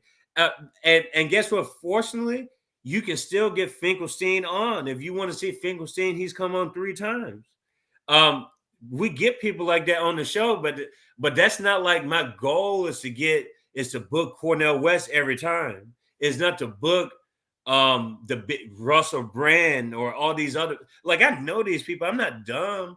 Like, I could probably get some of these people on, but that's just not my interest. I mean, I'm careful with who I do get on. Like, I have to be careful. Like, do I want to get this person on? That's what I struggle with. Like, I'm actually going in, like, we've talked when we were at your house, John. There's some people out there, I'm kind of reluctant. People are like, why don't you bring them on? And I'm just like, I'm reluctant because the content that I see, it's like, I'm not trying to argue with people. And a lot of their popularity is because they argue with people. I'm not trying to do that. I don't want to get popular because I argue with another podcaster. Like, that's not what I'm in this for. Like, that's absolutely ridiculous. And then you got channels like they have rivalries with other channels. Like, seriously? Like, this isn't Fox and CNN. But that's what they're doing. They're following the mainstream media model. Because before you had CNN, they were the only one in 1980. 1996, what happened? MSNBC and Fox News were created the same year in 1996. And you think that was a coincidence? No, because then CNN had a direct competitor because they had their own kind of thing going on. And then you have these two, MSNBC and Fox. You basically got political commentary shows, social commentary shows. And now that's what the news is now. It's pretty much driven by opinion pieces and hit pieces on people. And I don't want it to be a hit piece type thing or whatever. Sure, we don't fucking like Trump. We get it. We don't like the Republicans and Democrats. How much louder can you say that, though? How often are you going to say that you don't give a fuck about the Democrats and Republicans? Like, how much can you say that? And then how many different ways can you say that? Well, I hope during this podcast, we talk a little bit about not just that we don't like them, but why we don't like them. Exactly. Why it's a serious threat. Our message, and I hope it got out, is one of unity. We have to be unified as a species just to survive. Yeah, now, if you want to put your children and future generations, put their interests above your immediate concerns, I do. I mean, that's my vested interest. As I said, right up front, who are you? First and foremost, I'm a father and a grandfather. I care about what happens to those people. And so my life has pretty much already been determined the way it's going to go. Not much is going to change in terms of my existence, But the reason I ran is because I was hoping that I could have some impact on what would happen to their lives. That's the real thrust of our campaign. What's going to happen to those that come after us? That was our biggest concern. Yes, I want to just conclude, and now I'm going to give you all any final words that you have, and I just want to say again, I've enjoyed this conversation. Episode 127 has been epic. We had a lot of laughs, a lot of serious conversation, but it was really fun having this conversation with you gentlemen today. I just want to thank you again for coming back onto the show. And I wanted to plug in a book by Tina Landis. She came on episode 35. She's associated with Peace for Socialism and Liberation, PSL. The book is called Climate Solutions Beyond Capitalism. It's a really interesting book. It's almost like a pamphlet, but it's about 80 pages probably. I read it in about 3 hours, but I tell you, it was a really important 3 hours when I read that book, Climate Solutions Beyond Capitalism. You can go back and watch episode 35 with Tina Landis, associated with PSL. She's one of the founders of the PSL. Is there a way to link that into this podcast? Or I will. Okay. I mean, because that sounds like something that I'm interested in. If you go to the PSL's website, it's called Liberation School. They have a lot of books. Some of them are free on PDF format, and some are very, very discounted. And it's meant to be available to the general public. So go to their PSL site. I'll link that there too. So if people don't want to go through Amazon, they can go directly and contribute to PSL. But it's a really important book. And they had a book called Socialist Reconstruction. And I want to get those people on to Eugene and the crew, all the contributors to that book, Socialist Reconstruction. Really important books. It talks about the carceral system. It talks about the economic system. It breaks down so many different facets of the society. A lot of stuff we've talked about, honestly, it has whole sections dedicated to the environment, whole sections dedicated to whatever facet you want to discuss. And so I definitely need to get some more of those types of people on the show. And I've tried to do it, and I'm going to continue to do that until I'm successful at it. But are there any final words that you all have today? Well, I would just like to reiterate that I love your podcast because you just again show how you are trying to help educate and give people options so they can understand. Just providing the idea that there's a book out there and putting that out there for people to go and look at. I mean, And that, I think, makes your show rather unique. You really want people to learn and be able to see all of the different options that are available for us. I like that. Yeah, I would agree. I would agree, Kiko. And I guess being the geek technologist and whatever, you brought up AI, but we didn't really get to talk about it. I just want to plant this seed about AI. There's been a lot of fear mongering about it. And, you always have to look at the source. And I think the ultimate potential of artificial intelligence is once it hits the singularity, which is consciousness, I am, therefore I exist. The greatest fear is it will become a higher authority. Mm-hmm. And that undermines all of these systems that we've been talking about and alluding, religion, political parties, everything, because God forbid we create our own higher authority right here on earth, and it won't be God created man in his own image. It'll be man created AI, but it won't be in our image because I hate to say it, it's probably going to be a lot superior to us, our capabilities, crunching numbers, intelligence, information, so I know why there's a lot of fear mongering about it, because they think that they might lose control. Mm-hmm. But me being the eternal optimist, it may be the best thing that ever happened to us. Yeah. Well, all technology in the past, there's always been, there's been the benefits and then there's been the consequences that we didn't foresee. I think what makes AI different is the idea that it could be an intelligence that actually becomes superior. In this world, we've always been the ones that were able to completely control our environment.